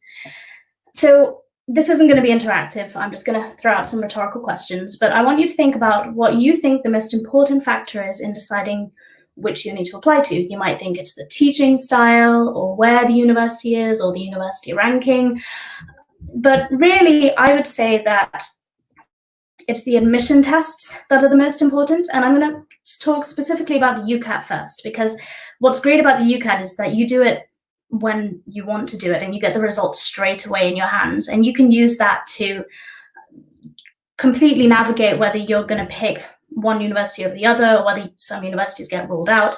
And you may have heard people say that you should do the UCAT sooner rather than later, and I completely agree with that. Honestly, don't do it before you're ready by any means, but make sure that you do it soon enough that you have time to make decisions. And what I'm going to do is I'm going to go through a few scenarios of possible UCAT results, and we're going to discuss possible universities that you can choose with the results that you have. So this is scenario one. It's not the best score that you could have got. It's a little below average. Ideally, you want to be getting above 600 in each of the sections. So chances are with a score like this, with a total of around 2,100, you're probably towards the lower end of your cohort. Now, if you get a result like this, the first thing I want you to do is just not panic, because the UCAT is not a reflection of how worthy you are to get into medical school or dental school, and it's not a reflection of how well you'll do once you get there. So if you get a result like that, just put it to the side, and chances are you're not going to get into a UCAT university with a score like this, but there's the BMAT, and you can focus on the BMAT universities. I know a lot of people worry about this because universities like Oxford and Cambridge like the BMAT, and you might think, well, surely it must be harder than the UCAT, but not necessarily, because the BMAT's quite similar to what you've done in school already. You know, there's science questions, maths questions, an English essay. So you might find it easier. And some people do prefer it to the UCAT because it's kind of more what you've done in the past and what you're used to. So yeah, if you have a UCAT score that doesn't go to plan and it just doesn't, you know, if you have an off day and it doesn't turn out the way you want, universities like these, I think for dentists, it's just Leeds, but these are all the options for medics. You can apply to a BMAT uni. If you really, really wanted to go into a particular UCAT university, then you could always take a gap year and try the UCAT exam again next year. Oh, and just like a heads up, if you get a band 4 in the situational judgment, like, you will be blacklisted. So don't even try applying to a UCAT university if you get a band 4. Scenario 2, okay, this isn't too bad. You've got, you know, above 600 or around 600 in most of the sections, which is what we would consider a competitive score. With a score like this and a total of around 2,400, you're probably safe and snug in the middle of your cohort. And you could probably try for most UCAT universities with a score like this, to be honest. But again, I say play to your strengths and use your advantages. A score like this is good and it's safe, but it's not extraordinary. So maybe apply to universities that they use the UCAT, but they maybe don't put a high weightage on the UCAT. So for example, Cardiff doesn't really care about the UCAT. They only use it in borderline cases. So as long as the other aspects of your application are strong, it's probably quite a good one. Birmingham puts a really heavy emphasis on your GCSE grades. 70% is a lot. So if you've got really great GCSEs and you have an average UK CAT score or UCAT score like this, then you're probably quite safe. And Bristol, again, they put a 50% weight just on the personal statement. So if you have an amazing personal statement and you've used all of the amazing advice that Afia's given you already, then, and you've got like an average UCAT score, then that might be an option for you. Scenario 3, this is a bit niche, I'll be honest. So in this, you can see that this person's done pretty well in, you know, most of the sections, you know, 700, 600s, that's good. But the verbal reasoning is bringing you down a bit. And, you know, luckily, the majority of universities only look at the total score and the situational judgment score. And the total score, which is around 2,700, that's pretty good. I would say maybe don't apply to places like Nottingham, which look at the individual scores. But yeah, that's a very niche example. And this is a good score, isn't it? This is pretty good. You've got 700s, 800s, a band 1, a total of 2,700. That's a well done. You've done well. And you might be thinking, oh, great, you know, with a score like that, I can apply to any university. But no, hold your horses. Again, always play to your advantages. And if you have a brilliant UCAT score and you just have a great day and it goes well, use that score to your advantage and apply to universities that put a really big emphasis on the UCAT. So places like Newcastle and St Andrews, they will invite the top scoring students of the year. So if you've got a really fantastic score, chances are you're in the top % and you can have a go at universities like that. Edinburgh has a 15% weightage just on the situational judgment. So if you've got a bad one, that might be a good idea.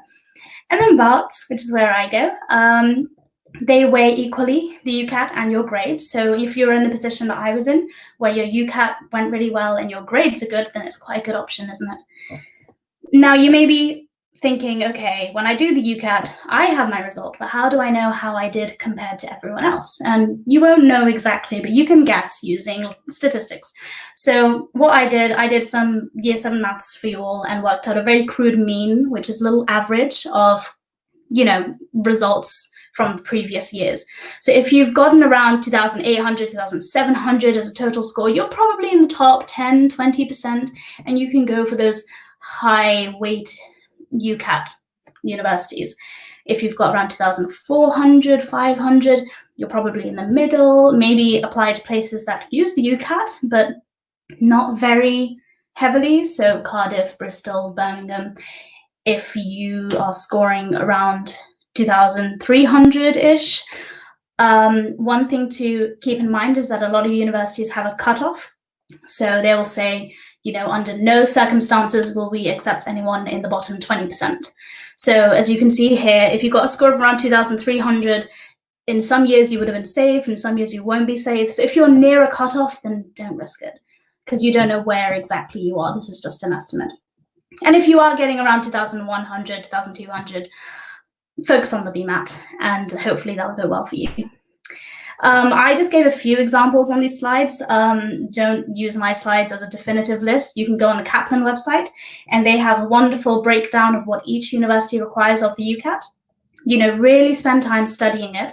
And then after your UCAT, go back to that website, go back to each university's individual sites where they have their UCAT requirements, and really, really, and I can't emphasize this enough, play to your advantages and pick the unis that you'll get into because of the score you got. Now, I'm not going to do scenarios for the BMAT, because the general gist for the BMAT is the better you do, the more likely you are to get in. And there's not very many universities, so there's not very many variations.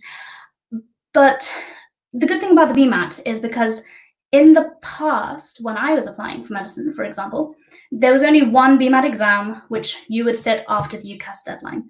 So we only really had our UCAT exam to kind of guide our decision. But now you have the option to do the BMAT earlier and get your result before the deadline for your application. And honestly, go for it, because I wish I had that when I was applying, to be able to have both results, your UCAT and your BMAT, and use that to decide is going to be like such an advantage for you. There's some variations in how the universities use them. For example, Brighton and Imperial have a cutoff. So again, do your research, look at what the previous year's cutoffs were, and if you're well over them, then you're probably safe. If you're not, if you're a bit close to them, then maybe be careful. Oxford and Lancaster use an algorithm system, so they'll just put your score in an algorithm, and therefore the higher you are, the more likely you are to get that interview call. And then there's Cambridge, UCL, Leeds. They use the BMAT score, but they kind of use it alongside everything else. There's not so much a heavy emphasis on it. The key difference between Oxford and Cambridge, by the way, is that Oxford historically invites around a third of applicants to interviews, so the BMAT score will be very significant in getting your interview. Whereas Cambridge invites around 90% of applicants, so it probably won't play a big part in getting your interview, but it might play a huge part later on in the final decision. And how important are your GCSEs? It's kind of the same gist of what I've been saying. Each university has their own requirements, and you're going to have to look into each individual one. Most universities will say that they want at least a 6 or a B in the core GCSE subjects, so English, maths, and the sciences. Ideally, it would be nicer if you had 7, 8, 9s or A's, A stars. And the Medic Portal website has a wonderful table of how each university uses its GCSEs. So again, play to your advantages. If you got straight 9s or straight A stars or something fantastic and brilliant, then apply to universities that care about that. Apply to universities like Birmingham that have a huge weightage on your grades. Again, it's a lot of research and a lot of homework, going back and forth on all these websites, going on the university's websites, and really looking at these 3 things: your GCSEs, your BMAT, and your UCAT score, to decide where the best place for you to apply is. So now let's move away from the logistics side and just talk about the nice stuff, which is picking what works for you. There are 3 main types of medical and dental schools, 3 types of teaching, and I'll just briefly explain what they are. So we have traditional medical schools or dental schools, and traditional teaching is what you'll find at Oxford and Cambridge, and it's very science heavy. You're going to have a lot of lectures and a lot of tutorials in the first few years, not so much emphasis at all on the clinical side of teaching. You probably won't be seeing patients very early on. It's very academic. So if you're someone that has a fantastic memory, if you're someone that's, doesn't want to go near patients and just wants to focus on getting that science base first, or if you're just someone who wants to go into the academic side of medicine and maybe go into research, then it might be a pretty good option for you to pick a traditional uni. And then PBL is kind of like on the opposite end of the spectrum. In problem-based learning, PBL, let me tell you how we do it, because I feel like it's something I didn't really understand until I was actually doing it at university, even though I've talked about it in my interviews, I don't really know what I was talking about. In PBLs, you're in a small group of, say, 8-10 people, and you're given a case in front of you. And the case will be something like, oh, you know, Mr. Smith is an 80-year-old man and he's come into the GP and he's got these symptoms, and the GP then does these examinations and these are the examination results, and then this is the medications that the GP gives. And then as a group, you discuss it and you play detective a bit, and you try and answer some questions or come up with questions, really. So you make a list of all the words you don't understand, try and think what you think the diagnosis is, you know, think about the questions that you have, like, why is his, you know, white cell count so high, or why did the GP ask for an ultrasound, or what does that drug do? Make a list of all the questions, and then you all go away and you do your research in your own time. You answer those questions, and then you come back maybe next week as a group and share what you've learned with each other. So this type of teaching, it's small group, it's based around a scenario, so you get a little context for it. So if you're someone that likes context when you're learning information, that's like I do that as well. I can't memorize masses of information. I need a story. So it's something that worked for me. Having context to your learning is what PBL offers. Also, it does require a lot of self-discipline, because you're going to be doing a lot of the research on your own, and you have to find your own sources, whether it's on the internet or in books at the library. It's very self-driven. And you know, you can do as much or as little as you want, and you're going to reap the benefits or the consequences of how much you do. So PBL is great if you like working in groups, you like having context, and you're good at studying by yourself. And then there's integrated, which is kind of in between PBL and traditional. It's kind of a mix of the two, and the majority of universities are integrated. So you get the cases side, where there's scenarios that you solve, and there's also the lecture side with like proper traditional scientific teaching. You might see sometimes there's other variations like CBL, which is case-based learning, and EBL, which is inquiry-based learning. The former is at Cardiff, and the inquiry-based learning is at Birmingham, I believe, from memory. From what I can see, they're quite similar to PBL. I didn't read much into it, I'm afraid. If you're applying to some place which has another type of learning, I would strongly recommend you do some research into why that style is different from PBL, just because it might come up in interviews. There are other things to look at as well. For example, when clinical teaching begins. So some universities, you won't get clinical teaching until the later years. And in the early years, you're going to be, you know, having your nose in the book, doing all of the academic side of medicine, building your scientific base, and then you're going to be meeting patients in later years. And there's some universities at Barts, I think it was the second week, we were already on placement. So some universities, you get clinical teaching really, really early on. And there's no right or wrong to any of this on what's the best method of teaching. It's just down to what's important to you and what you think will work for you. So really do take time to think about that. If you're someone that is a bit terrified of the thought of going near patients, like in second week of university, then by all means don't. If you're someone that is really excited by it, then please do. It's completely up to what you think you want to do. And then there's how the course will be examined. I mean, to be honest, I didn't really pay attention to this at all, but it could be something you want to think about if you're someone that finds it difficult to self-motivate, because in university, you're not going to be spoon-fed like you have been in school. It's a lot of doing work by yourself. If you need regular deadlines to keep motivated, then maybe universities that have exams that count throughout the year might be beneficial. If you're someone that's quite good at keeping up to work, then you might be fine applying to universities where you just have an exam at the end of the year that counts. And there's also this exam called the OSCE, which you might have heard of, which you'll learn to love. And it's a practical examination. It's kind of like the MMIs. You go around different stations, and there'll be one station where you have to examine a patient's heart, another one where you have to examine a patient's lungs, another one where you have to talk to a patient about a difficult thing, or examine a patient's urine, or measure the size of a baby's head. There's lots of different things, and it's testing your practical skills and your communication skills. Some universities take that exam from first year, and it counts from first year, so you're getting that clinical teaching from really early on. Some universities will have OSCEs, but they don't count in early years, and some universities you won't even think about the OSCEs until much later on into the degree.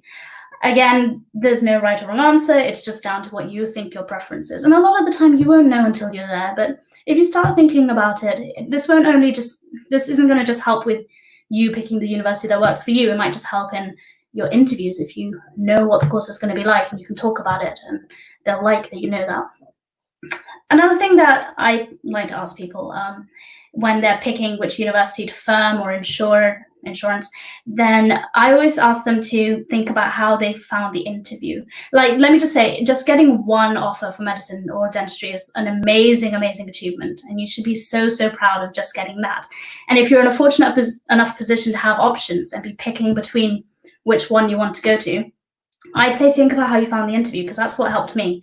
You know, you'll get a chance in your interviews to meet students, maybe professors, you know, see the university, get the vibe of the place, ask your questions about what it's like studying there. Use that as a guide in deciding where you want to go. I just put that there because I wasn't sure what to put on the slide. And finally, I can't help you here. It's just what's important for you. The location. Do you want to be close to home? Do you want to be far from home? Do you want to change of scenery, be in a new city? Do you want to be on a campus where you're just students? Do you want to be in a city where you're traveling around to get from one campus to the other? You know, are there any particular societies that the university has that attract you? Are there facilities that you want for your extracurriculars? How pretty the university is? All of this extra stuff, that's completely down to you and what you know, are keen on. So hopefully that wasn't too daunting and too confusing, and I've managed to offer some insight. I'm happy to answer any questions on picking your university, or if you want just to ask me about how I picked my university or my application process, I'm fine with that.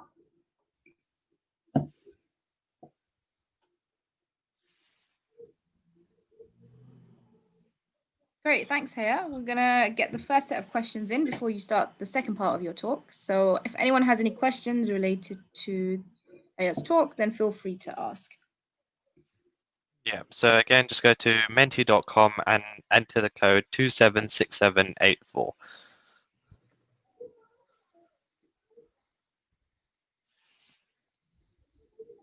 So the first question is, what do we do if we don't know our predicted grades yet, and we'll find those out in September? It's tricky. I mean, the majority of universities have very similar requirements, which are usually 3 A's or, you know, an A star, A levels. I would say email your teachers, because medicine and dentistry, they have an early deadline in October. So you can email and ask and say, do you know what my predicted grades are, because I'm applying to an earlier UCAS deadline. They might be nice and offer. I don't know what else to say really on that. No, that's fine. Thank you. So the next question is, what happens if I manage to get into the university, but during the course I just do poorly and pretty much fail? Oh, well, you know what? Medicine, the thing about medicine and dentistry is it's always the top students that are applying and people that aren't used to failing. And it's honestly such a normal part of medicine to fail, because you're going to be going into a really difficult degree. It's not easy by any means, but there is a support system to get you through it. You know, it'll take effort. It'll take a while to adjust sometimes. Some people struggle, some people don't. And that's completely okay. You know, at the end of the day, if you're working hard, you'll get there. If you absolutely hate it, you don't need to stick to it. You can leave. You could go do another degree, come back. You could take a year out, do something else and come back. There's no direct path to medicine or dentistry if that's really where you want to go. There's always going to be ways to get through it. I mean, one of the things that made me pick Barts was the fact that it's quite well known for having a really huge support system. And I was someone who was really academically, you know, I did well in school, and then I came to university and I struggled. So having a support system at Barts has been really good. So maybe look at universities that have a support system if that's something you're concerned about. Thank you. The next question is, how do universities give out offers, especially in Barts? Ooh, all of the information are on each university's website, and each university does it differently. The main thing to do on your part is just make sure you're putting in your effort, effort at every single stage of the application process. But is quite straightforward. You know, there's some universities that are very straightforward and it's just tick boxing. I think Imperial, Birmingham, they're all pretty much tick boxes. You just need to fulfill the criteria, you know, of the UCAT score, you know, or the BMAT score, if you fulfill the criteria, you pretty much got the interview offer. And then once you get the interview offer, you just need to ace the interview. But yeah, it's difficult. There's a lot of variation between universities, and I definitely recommend spending time reading each university's requirement in detail to find out exactly how they shed out their offers, because they all do it differently. Okay, thank you. So we'll take 2 more questions, if that's okay, and then we can move on to the second part of the talk. The next question is, for PBL style teaching, do you get lists of resources to use, or is it entirely up to you to find resources? Well, in PBLs, you'll usually have a tutor in the room with you, so it's not like you're completely on your own by any means, and they'll be quite useful in guiding you. So if you're going in completely the wrong direction, they'll help you bring you back to speed. And then in the feedback session, when you're coming back together and you're sharing your resources, that's quite a good opportunity, because you can compare with other students, like, have I done enough research? Have I done too much research? And the tutor will tell you, like, this is what you need to know at the end of the day, and this is like how much you need to know for your exams. So it's not like you're completely in the dark. You'll have support. In terms of resources, there's like some standard resources that everyone will use, like websites, which everyone always turns to, not Wikipedia, but others, which you'll all end up using. You'll learn as you do it, to be honest, and tutors will always guide you through it. Yeah, and just to add on to that, especially in the first year, they do have lectures covering the PBLs as well, just to give a baseline as well. So the last question will be, what do the bands mean in the situational judgment section in UCAT? It's just how they score it. So if you're like, there'll be like a score that you get, and depending on the score, they'll put you into bands. So if you scored really highly, you'll be in band 1, and if you scored moderately well, band 2, and then band 3, and then band 4. Ideally, you want to be band 1 or band 2. Band 3 is kind of like iffy. Band 4 is trouble. But yeah, again, really look at how the universities look at the situational judgment. Some care about it more than others. Okay, thank you very much for that, Haya. Would you like to move on to your ethics talk? Absolutely. So we'll move away from the application process, and I'm just going to give you a little information on the 4 pillars of medical ethics.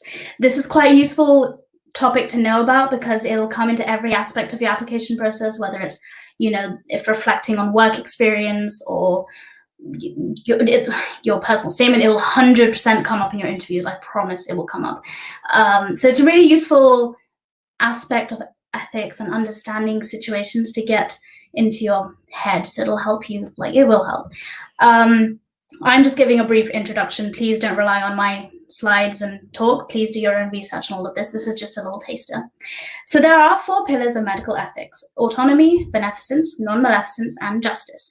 And these 4 pillars are a way of guiding doctors on how to approach ethical dilemmas or scenarios in a way that they can provide safe and a pretty good standard of care for all their patients. I'm going to go through each one individually, very briefly, and we'll discuss how to apply them to scenarios. So the first one's autonomy. Autonomy means self-governance, or the right to choose. And in a clinical situation, it basically means that a patient has the right to decide whether or not they are going to have a certain treatment, or whether or not which treatment to have. It's about the patient having the right to choose what is happening to their body as a human right, And this didn't used to be the case. We used to have a style of medicine that was paternalistic, which was where the doctor kind of sat in his white lab coat and said, like, this patient's having a surgery and this one's having this drug, and the patient didn't get a say. But we've moved away from that now. We recognize everyone's right to make decisions about themselves. And now we really care about patients' point of view. It's their right. It's their right to make a decision. And the patients need to consent to any treatment that they have or don't have.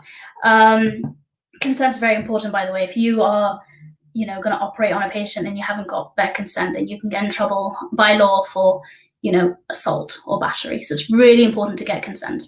And there are 3 things to think about with consent for a patient.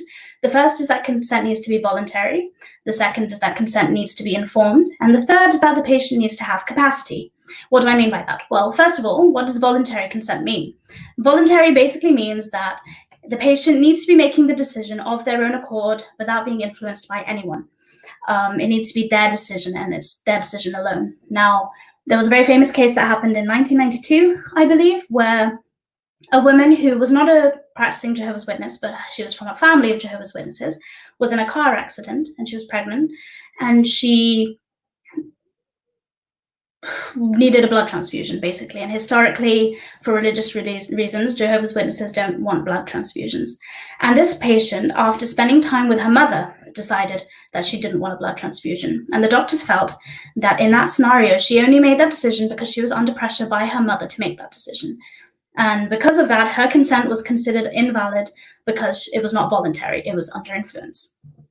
The second is that consent needs to be informed, and that's the doctor's job. It's doctor's job to tell the patient the pros and the cons and all the information that they need to know about a certain treatment so that they can make their decision. It needs to be informed. In the past, we used this thing called the Boehm's test. It was basically, you imagine you're in court and you're a doctor and you're saying, this is the information I've given the patient. And if a significant number of other doctors agree and say, yeah, that's what I would have told the patient, then it's considered that you gave the right amount of information. But then this case happened, and I recommend you read up on this. It's called the Montgomery case. And in that, a woman went to court because she felt that she was not given enough information after her child got stuck while she was giving birth, and he ended up with a really severe brain problem. So after that, we've moved away from the Boehm's test, and now informed consent, in deciding how much information to give your patient, you don't think about what other doctors would do and how much information they would give, but you think about what the patient would want to know, because every patient has, different information that they would want to know depending on their scenario. So think about the individual patient. And the last thing, and this is the chunky thing, patient consent can only happen if they are or they have capacity. Now, in 2005, we had this thing called the Mental Capacity Act, and it basically said, and I have to read this out, a person lacks capacity if at the material time they are unable to make a decision for themselves in relation to the matter because of an impairment or a disturbance in the functioning of the mind or brain. Which basically means capacity is the ability for a patient to make a decision. And if a patient isn't able to make a decision, then they lack capacity. And there are 4 questions that we ask when we are trying to work out if a patient has capacity or not. The first question we ask is, does the patient understand the information we're giving them? The second is, we ask ourselves, can they retain the information long enough to make a decision? The third is, can they weigh up the pros and the cons in making the decision? And the fourth thing is that they need to be able to communicate their decision and why they made it back to you. So, understand, retain, weigh up, and communicate. If the patient can do all 4 of these, then we say that they have capacity and they can consent to whatever they want to consent to. Now, capacity is not a hard and fast thing, it's not like patient A always has capacity and patient B never has capacity. It can vary. It's time dependent and function dependent. So for example, if you have a patient who's got a very, very severe learning difficulty, then it's very possible that they'll never have capacity and therefore they can't consent to things. Whereas you could have a patient who's very, very drunk right now, but once he sobers up, he probably will have capacity. So it's a temporary problem in making consent, and then later he can have consent. So it's something that varies. And the important thing to remember is that we assume every adult has capacity unless we have a reason to believe that they don't. So it's not like anyone with dementia or anyone with a learning difficulty automatically doesn't have capacity. It's an individual basis, and we assume everyone does unless proven otherwise. But that's for adults. In terms of children, it's a little more complicated. Usually, I'm sure you're aware of this, kids, we listen to the parents, but there are certain circumstances where children can consent to things. By law, we divide children that are under 16 and children that are 16 and 17 years old. So if you have a 16 or 17-year-old and they show that they fulfill the 4 criteria for capacity, then they can consent to things. And if they're under 16 and they show the 4 criteria, again, they can consent to things, and they do that under what we call Gillick's competence or the Fraser guidelines, which one of my colleagues will be talking about in more detail later. It's very, very unlikely that anyone under the age of 13 will ever be considered to have capacity. But again, it's function dependent. It's not just about the child, it's about the situation. So can a child consent to, having a blood test? Yes, probably. Can they consent to have major surgery? Probably not. And the main difference between children and adults, which is important to remember, is that children may be able to consent, if we think they have capacity, may be able to consent to a treatment, but they cannot refuse to a treatment if their parents have consented on their behalf. So if 15-year-old John Smith doesn't want surgery, but his parents want him to have surgery, we will listen to the parents over little Johnny. So that's basically what capacity is. What do we do when a patient doesn't have capacity? It varies. Sometimes we can predict that a patient won't have capacity. So if they have a progressive disease, and then we can warn the patients that, okay, you might not be able to make decisions and consent to things in the future. And the patient can prepare for that by two things. Either they can have an advance directive. This is a bit advanced, guys. An advance directive is basically where the patient writes down, in the future, I would want this to happen in this scenario, and I would want that to happen in that scenario. And we can use that as a guide of what they would have wanted if in the future they don't have capacity. Alternatively, they can have a lasting power of attorney, which sounds like a very legal term. But a lasting power of attorney is basically when the patient allocates someone they know, it could be a relative, friend, what's the word? A spouse. And they can say, I want this person to make all my medical decisions on my behalf if I'm in the position where I can't do it. And then that person will take the responsibility of consenting on the patient's behalf. Of course, we can't always predict when a patient's going to have capacity or not. And if we have a patient who has no advance directive and no lasting power of attorney, and they don't have capacity, then we make the decision ourselves as medics on what is best for the patient, which leads on to the second pillar. I promise the rest are much shorter. Beneficence. Beneficence is doing what is best for the patient and maximizing the benefits for the patient, always doing what's in their best interest. The important thing to remember with this is that it's not just the patient's health, but the patient overall. You may have heard of the term holistic care. We don't just care about the patient's disease. We care about the patient themselves, their mental health, their social life, their family factors. All of these things come into the patient's well-being, and we have to consider all of them. So say you have treatment A and treatment B. Treatment A may be better on paper for the patient, but treatment B may be more convenient for their lifestyle or their cultural beliefs, whatever factors are affecting them. So you have to always pick what's best for the patient overall.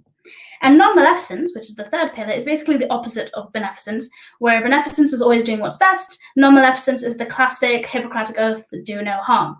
We never ever do knowingly cause harm for our patients. And it may sound really obvious, but of course, you have to remember that any treatment that we can provide will always have risks. And sometimes, in certain scenarios, the risks are just too great for it to be worth it.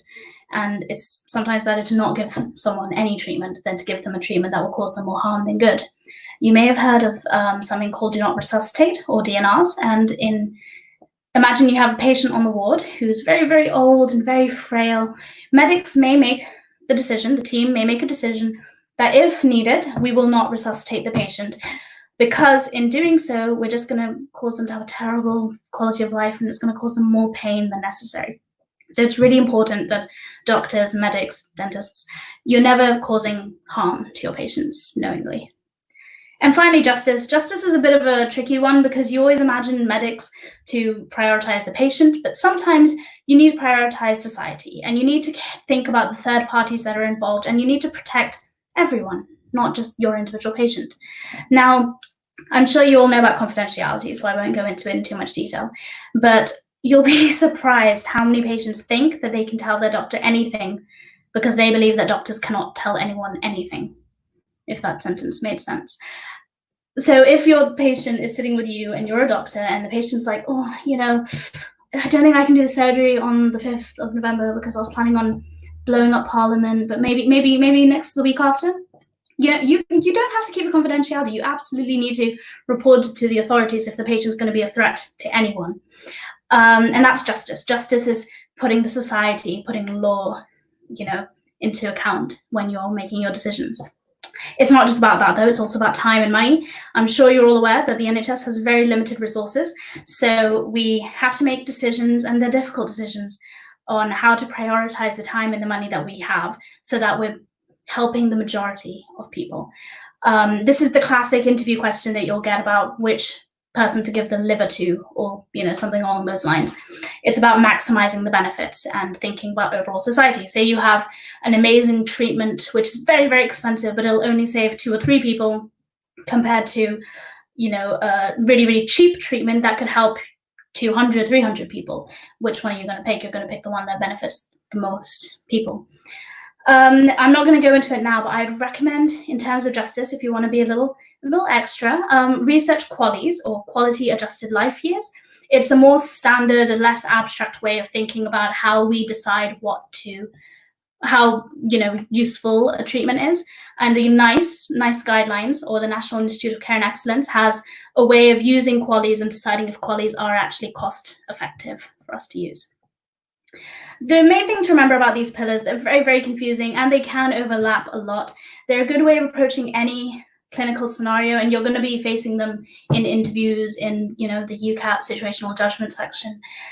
And often there's no right answer, and it's just your job to think about all of the possible factors and make the decision that you think's right. I'm just going to quickly go through these brief scenarios and hopefully just very, very briefly tell you how the pillars work in them. So, for example, a HIV patient has not discussed their diagnosis with their partner. Now, if you have a HIV patient which is refusing to tell their partner that they have HIV and they don't want their partner to know, you're going to be balancing the patient's autonomy and the right to their information and their confidentiality with justice and the fact that there is a third party that is at risk, and the beneficence of the partner, because you don't want the partner to be in a position where they don't know that they could contract this condition as well.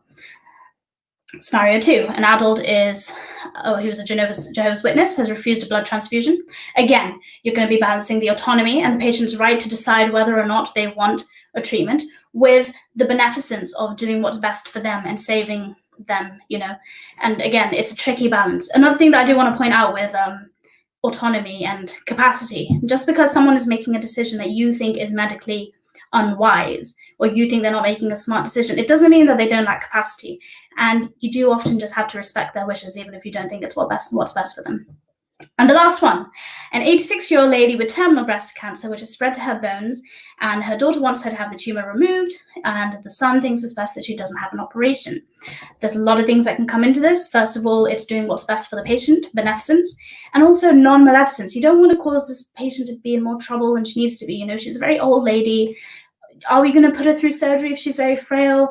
Is this actually going to help with her cancer? We can take out the tumor in the breast, but it's not going to affect what's spread to her bones. So are we just putting her in more stress and surgery than we need to? It's balancing beneficence and non-maleficence. And then on the other side, why are we listening to the children and not the lady? It's about her autonomy, not her children's. But at the same time, she's a very old lady. Does she have capacity? These are all things to think about in certain scenarios like this. And we're going to be moving on to role plays shortly. And I want you to keep these pillars in mind and think about how they work and how to use them in the future. Again, any questions, feel free to ask.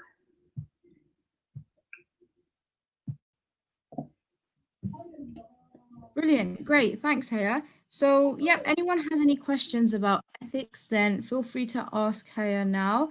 Like Haya said, we will be moving on to a really exciting role play session. So any questions you might have, feel free to ask, but we will be discussing and delving deeper into the world of ethics through those role plays shortly. Okay. So the first question is, which of the four medical ethical pillars do you believe is the most important, and why? Oh, put me on the spot. Well, I debate with this a lot, honestly, and because I'm a softie, I always say beneficence. I always believe in doing what's best for the patient. Obviously, it's never hard and fast, and it differs from scenario to scenario. I change my mind a lot. There's a lot of people that reject the four pillars as a concept. It's just the most accepted one generally as a way of approaching ethical scenarios. It's really good to have an opinion on it, and I think it's very good to talk about your opinion in an interview. So I'd say definitely think about it. My opinion is I change my mind a lot, but probably beneficence. Okay, thank you. And so the next question is, will I need to mention my knowledge of these ethics in my personal statement or during my interview? Mention them in your personal statement if it's relevant.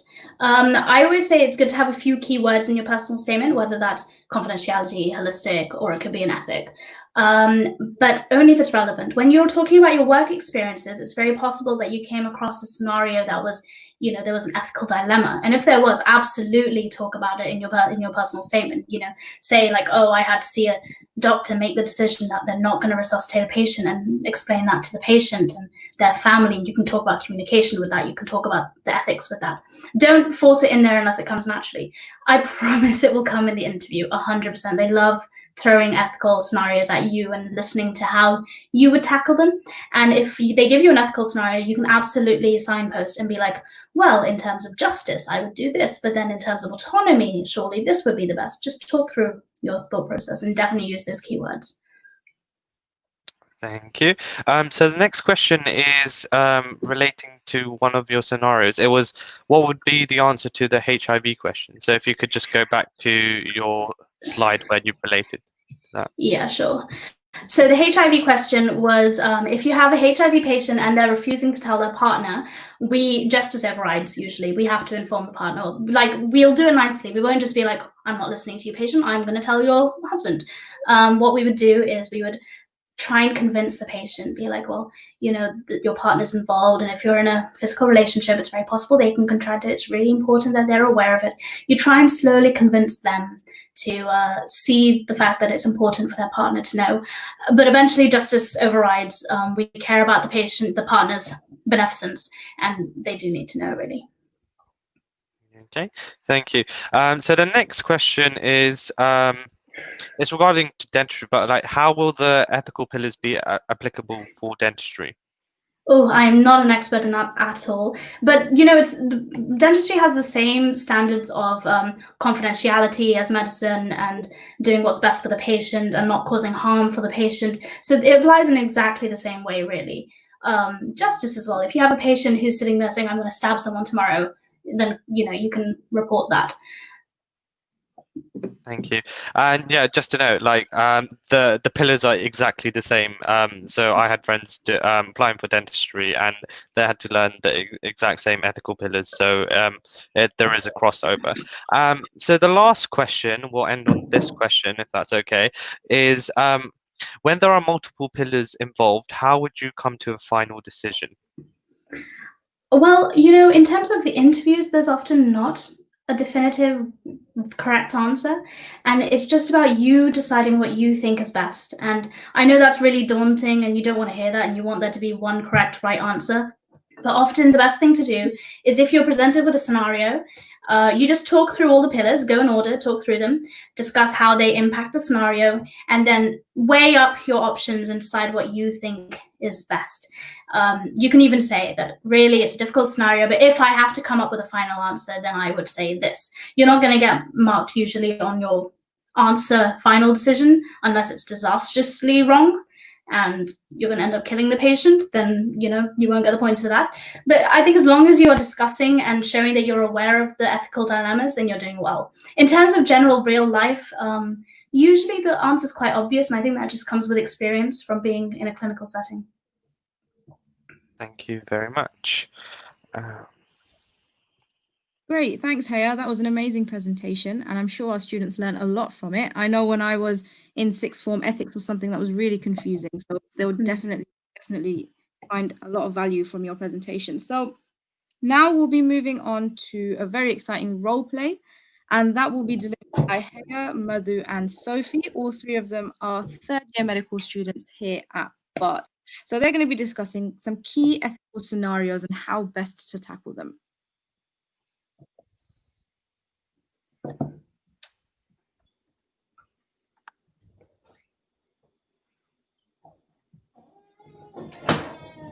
Okay, can you see that? 1 second.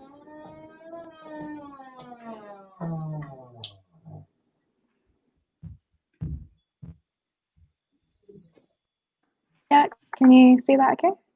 Yep, everything's good whenever you're ready.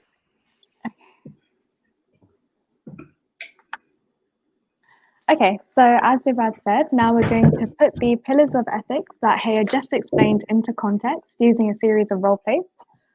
Before each role play, I will outline the scenario, and then the doctor will be played by Haya and the patient will be played by Sophie. After each one, we will then have a small discussion. Our first scenario is about a 14-year-old girl asking her GP to prescribe the oral contraceptive pill, and she wishes to not have this information disclosed to her parents. Hello, come in, have a seat. Thank you. Thank you very much. We haven't met before, have we, Sophie? My name is Dr. Faridi. No, usually I see another GP here. Oh, I see. Well, it's really nice to meet you. And what can I do for you today? Oh, well, it's nothing really. It's just, well, I'm a little bit nervous, to be honest. It's okay. You don't need to feel shy. I'm here to help however you want. Well, basically, I was hoping that I could go on the pill. Oh, okay. And why is it that you want to take the pill?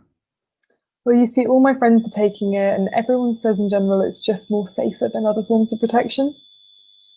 Right. And do you mind telling me how old you are, Sophie?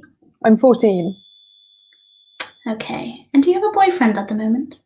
Yeah, I do. We've been going out for about a year now, actually. Okay. And how old is he? He's 14 too. We're both in the same year at school. Right. And do you both get on well? Oh, we get on so well. He's so nice and he's been really patient with me. And we've been waiting until I feel ready. And now I think it's the best time to go on the pill. Neither of us have done anything before, so it's not like, we're worrying about STIs and stuff. I just don't want to get pregnant. Right, I see. And does your boyfriend know that you're here today? Yeah, he does. Been really supportive. That's good. And what about your parents? Do they know that you're here? Oh God, no. No, I couldn't tell them about that. It killed me. My dad doesn't even know I have a boyfriend. Oh, and what about Mum? Do you think she'd be more understanding?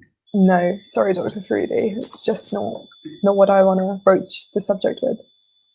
Right. Well, it'll be best if at least one of your parents knew why you were here and that you want to start the pill. If you want, and if you feel awkward talking to your parents, then I can do it for you. No, I'm sorry. They would never let me. I don't want to let them know. They wouldn't like it.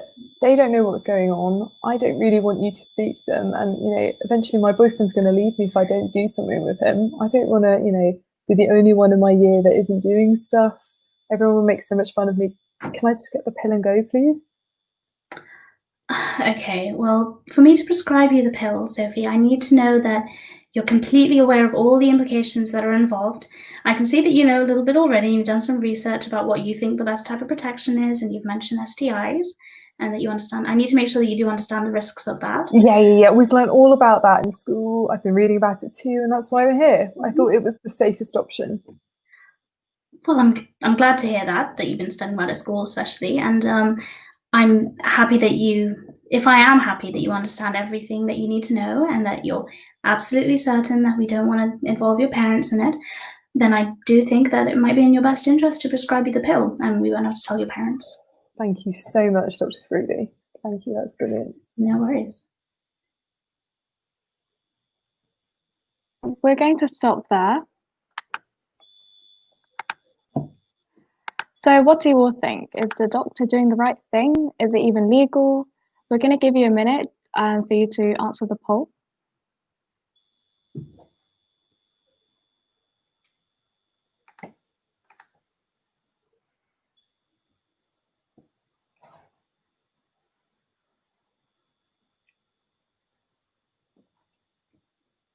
Sorry, Mabine, are you setting up the poll? Oh, Yes, I am. okay. Ooh.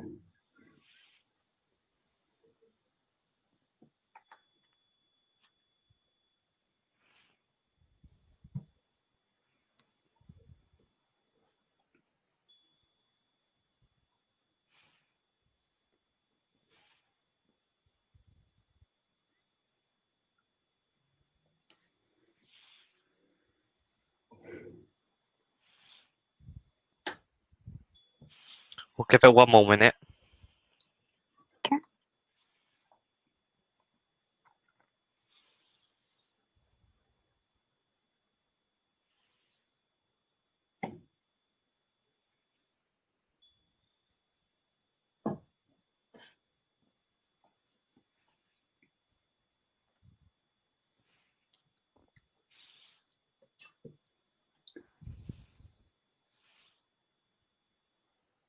We've got about 80 people watching, so do participate.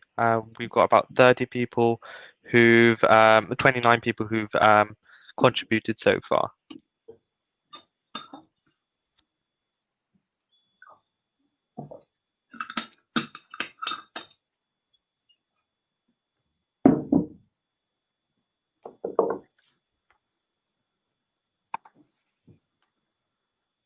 Okay. Madhu, do you want to talk through it? Okay, so the general consensus is no. So sorry, switching back to presentation. Okay, so the answer in fact is yes. We're going to explain and go through why that is. So it is actually legal and ethical under something called the Fraser Guidelines, which is what the doctor will be using to assess our patient's capacity for the rest of this conversation. This is something Haya touched on a little earlier. But in a nutshell, minors under 16 can be judged as competent to give valid consent if they understand and retain the information about the procedure and its consequences. There is overlap between Gillett competency and Fraser guidelines as they came from the same case in the 80s, but there is a slight difference. But in terms of similarities, they both deal with the idea of autonomy, where the minor has the right to decide their medical treatment, and beneficence, where the doctor has to work in their best interest. However, there are instances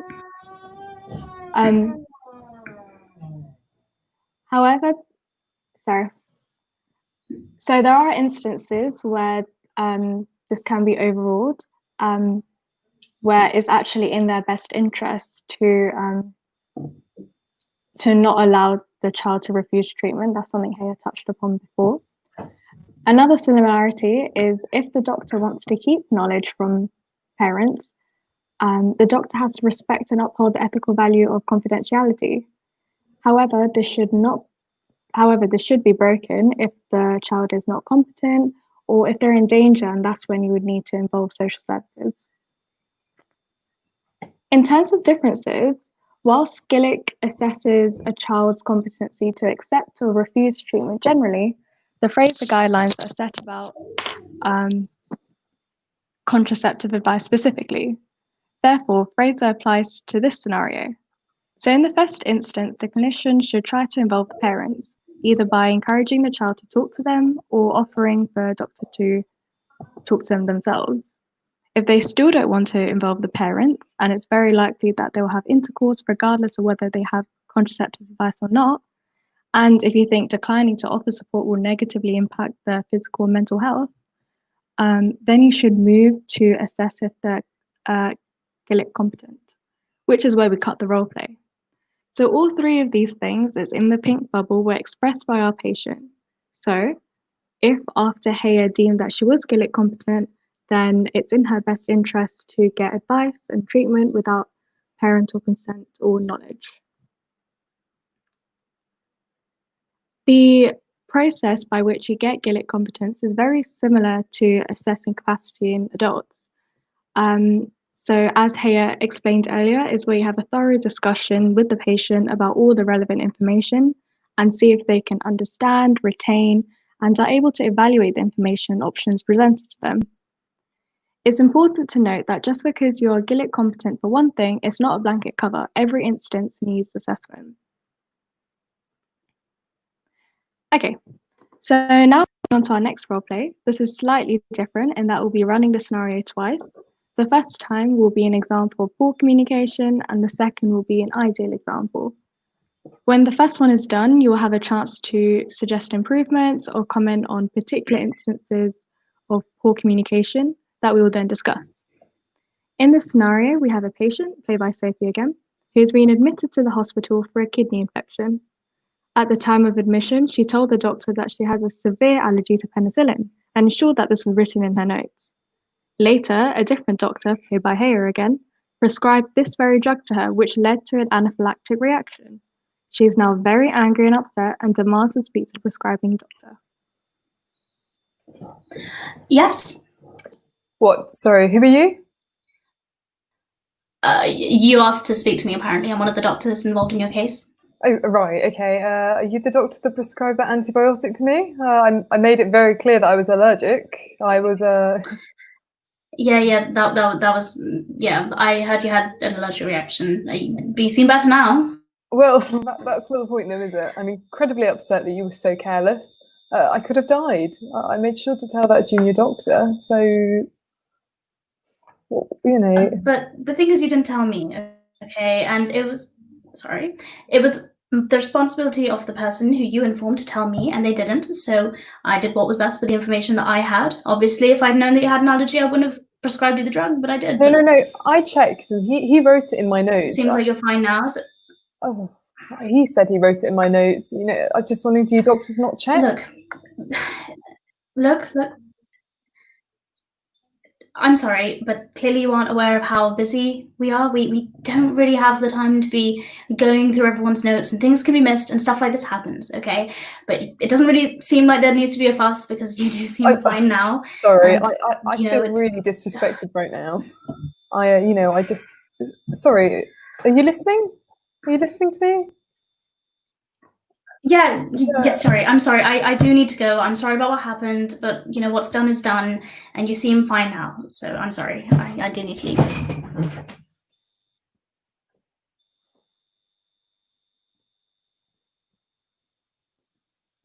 You have an opportunity to comment on what you think went wrong with this interaction and how the doctor could improve their communication.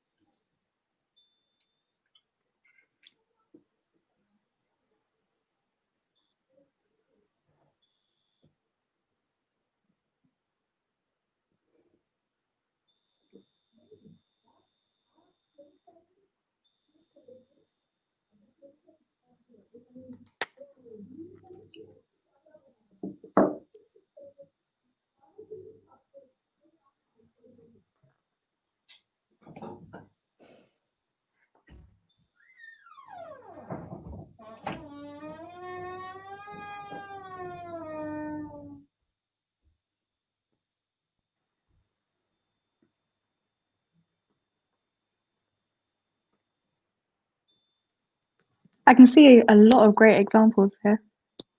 You guys have really picked up on the main points, yeah.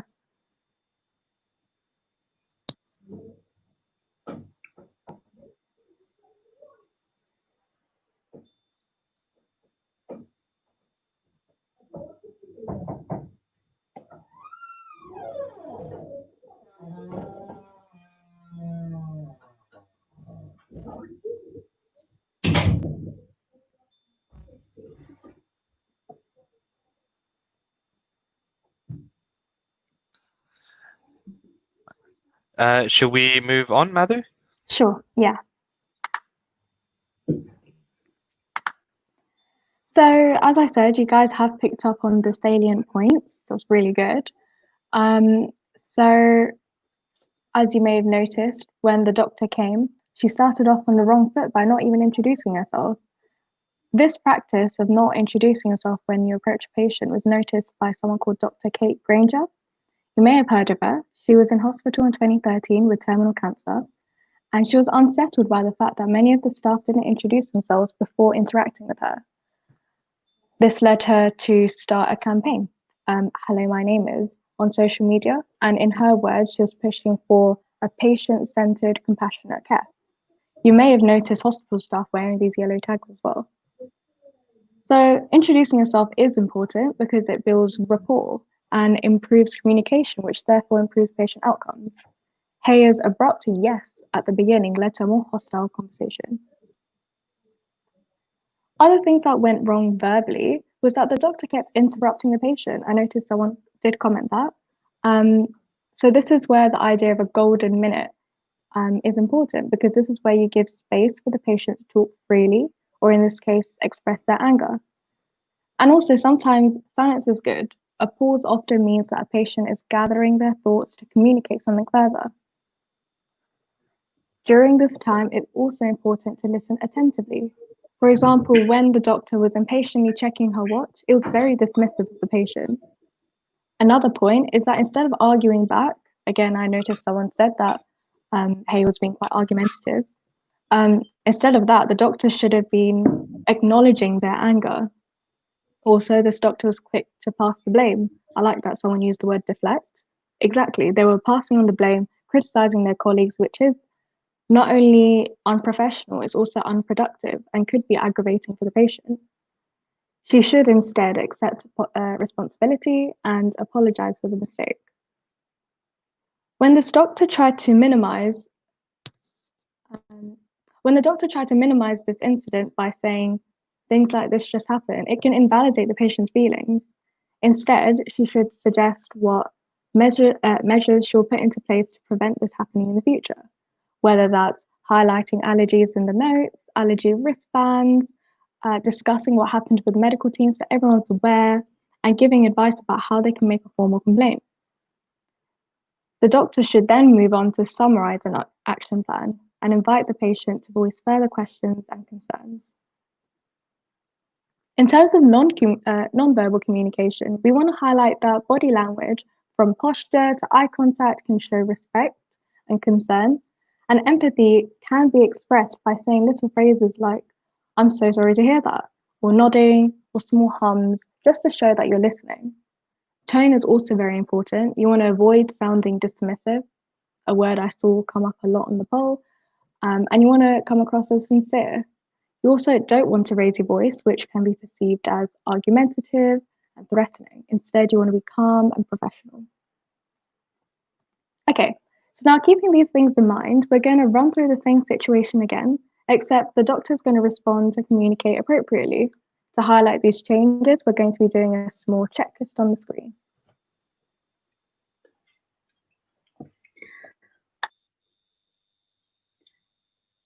Hello, my name is Dr. Faridi. I'm one of the doctors involved in your care. Did you ask to see me? Are you the one that prescribed that antibiotic for me?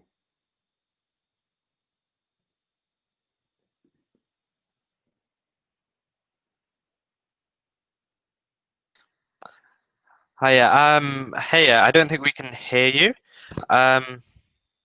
Just. Oh, yes, I really do. It shouldn't have happened. It was a mistake on behalf of. Just one moment. Should we start the role play again? Because hey, I think that the first end of the conversation cut out. That's okay. Right. No worries. Is everyone ready? Yep, all good Yep. when you're up. Hello. Hello, my name is Dr. Faridi. I'm one of the patients and one of the doctors even involved in your care. Did you ask to see me? Sorry, are you the one that prescribed that antibiotic for me?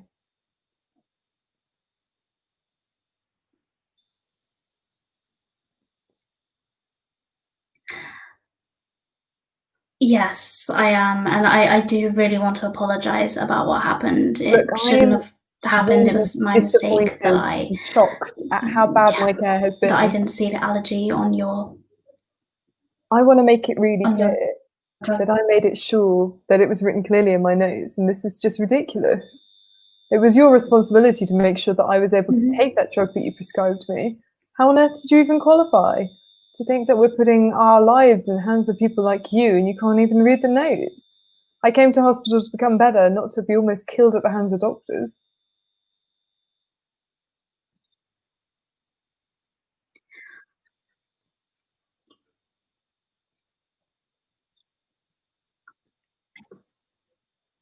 So I think we have a slight lag here.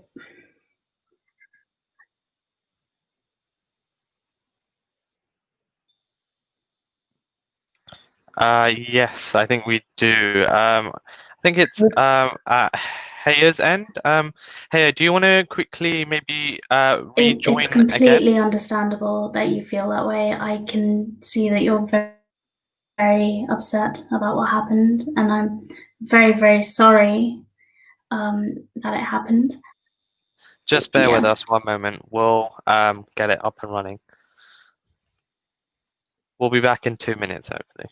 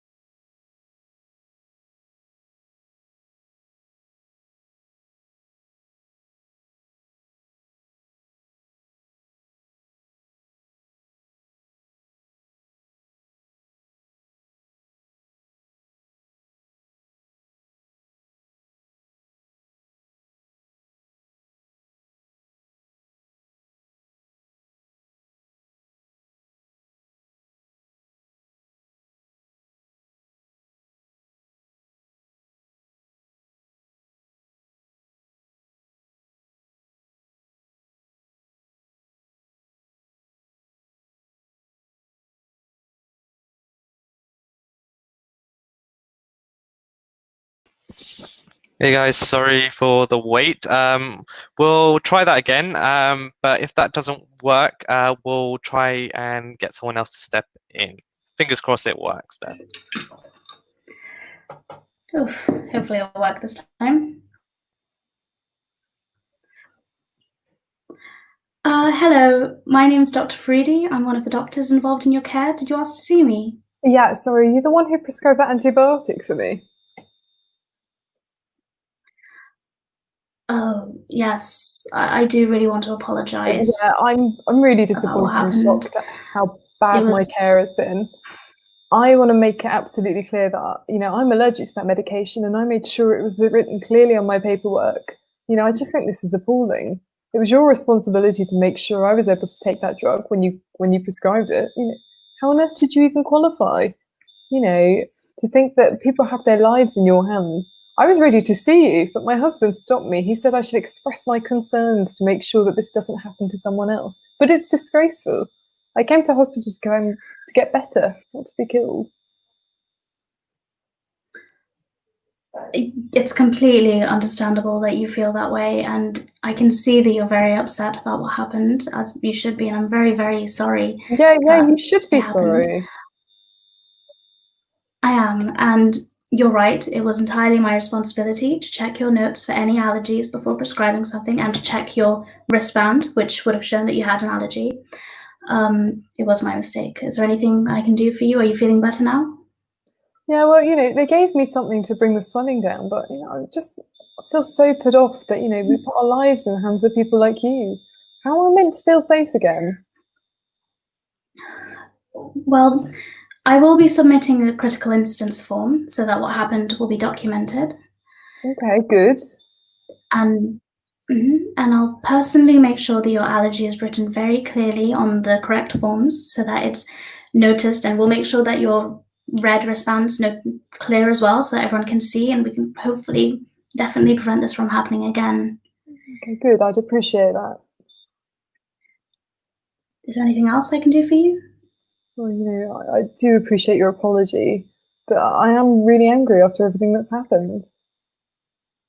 Yeah, of course. Well, if you do want to file a complaint formally, then you completely can through the Patient Advice and Liaison Service, or PALS, that we call it. We'll see. All right. Is there anything else I can do for you? No, I'm fine, thanks.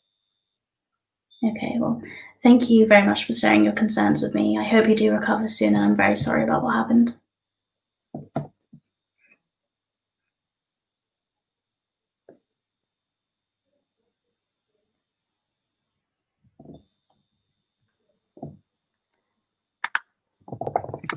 Okay, so hopefully you can see how that was a much better interaction. The doctor was respectful and the patient felt heard. So moving on to our final role play, it's about vaccinations. This conversation is an example of how to navigate a conversation with a parent who does not want to vaccinate her 1-year-old. Note how the doctor acknowledges her concerns and approaches patient education.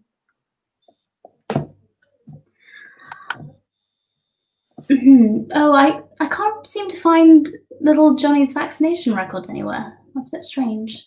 Yeah, he hasn't had any vaccinations. That's probably why. Oh, right.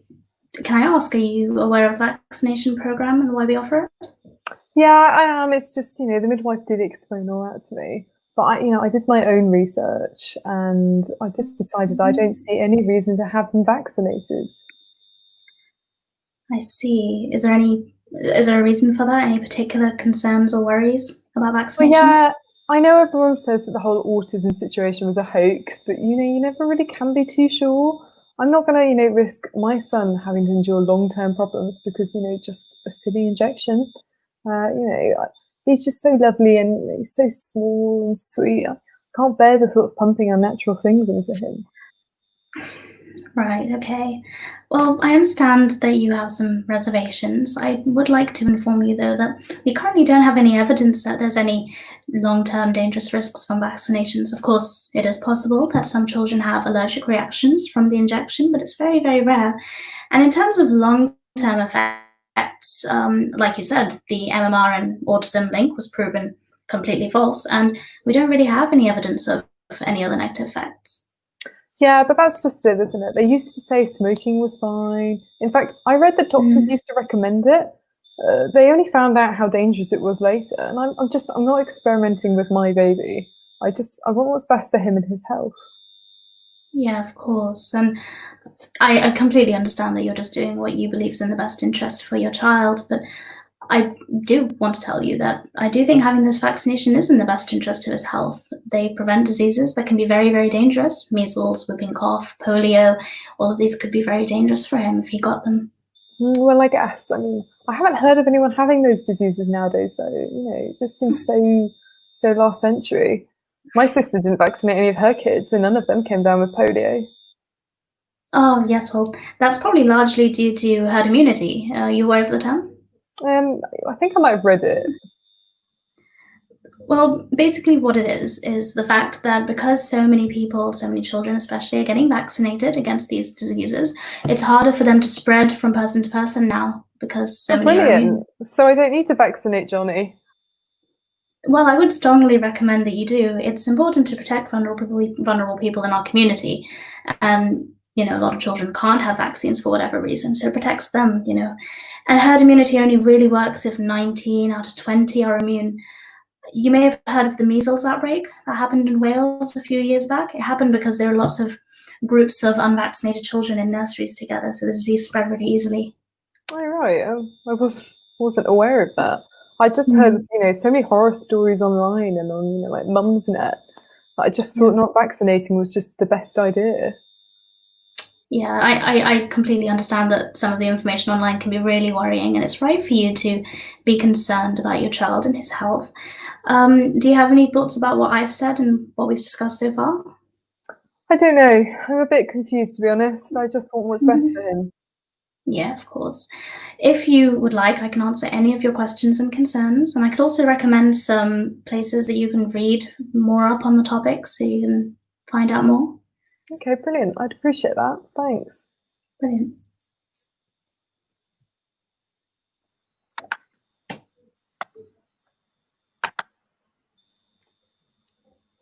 Okay, so let's talk about vaccines very quickly. The current pandemic we're in is essentially what it would be like if no one got vaccinated. It's because of vaccines that diseases such as smallpox and polio, which was mentioned in the scenario, have been eradicated. And now, instead of infectious diseases, it's non-communicable diseases such as heart disease and strokes that are the biggest causes of death. In terms of communication, in this scenario, the doctor made sure to acknowledge the patient's concerns and communicate in an open and non-judgmental way, which leads to the patient feeling that they can trust you and open up more, which in turn puts you in a better position to educate them. The acronym ICE is helpful to aid this conversation. It stands for ideas, concerns, and expectations. And it just helps you explore these things with the patient.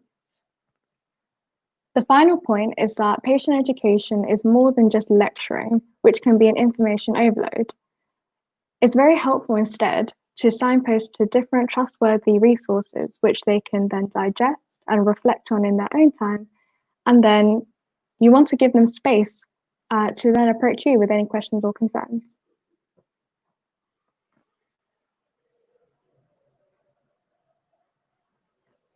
Okay, so with that, I'd like to conclude the role play section.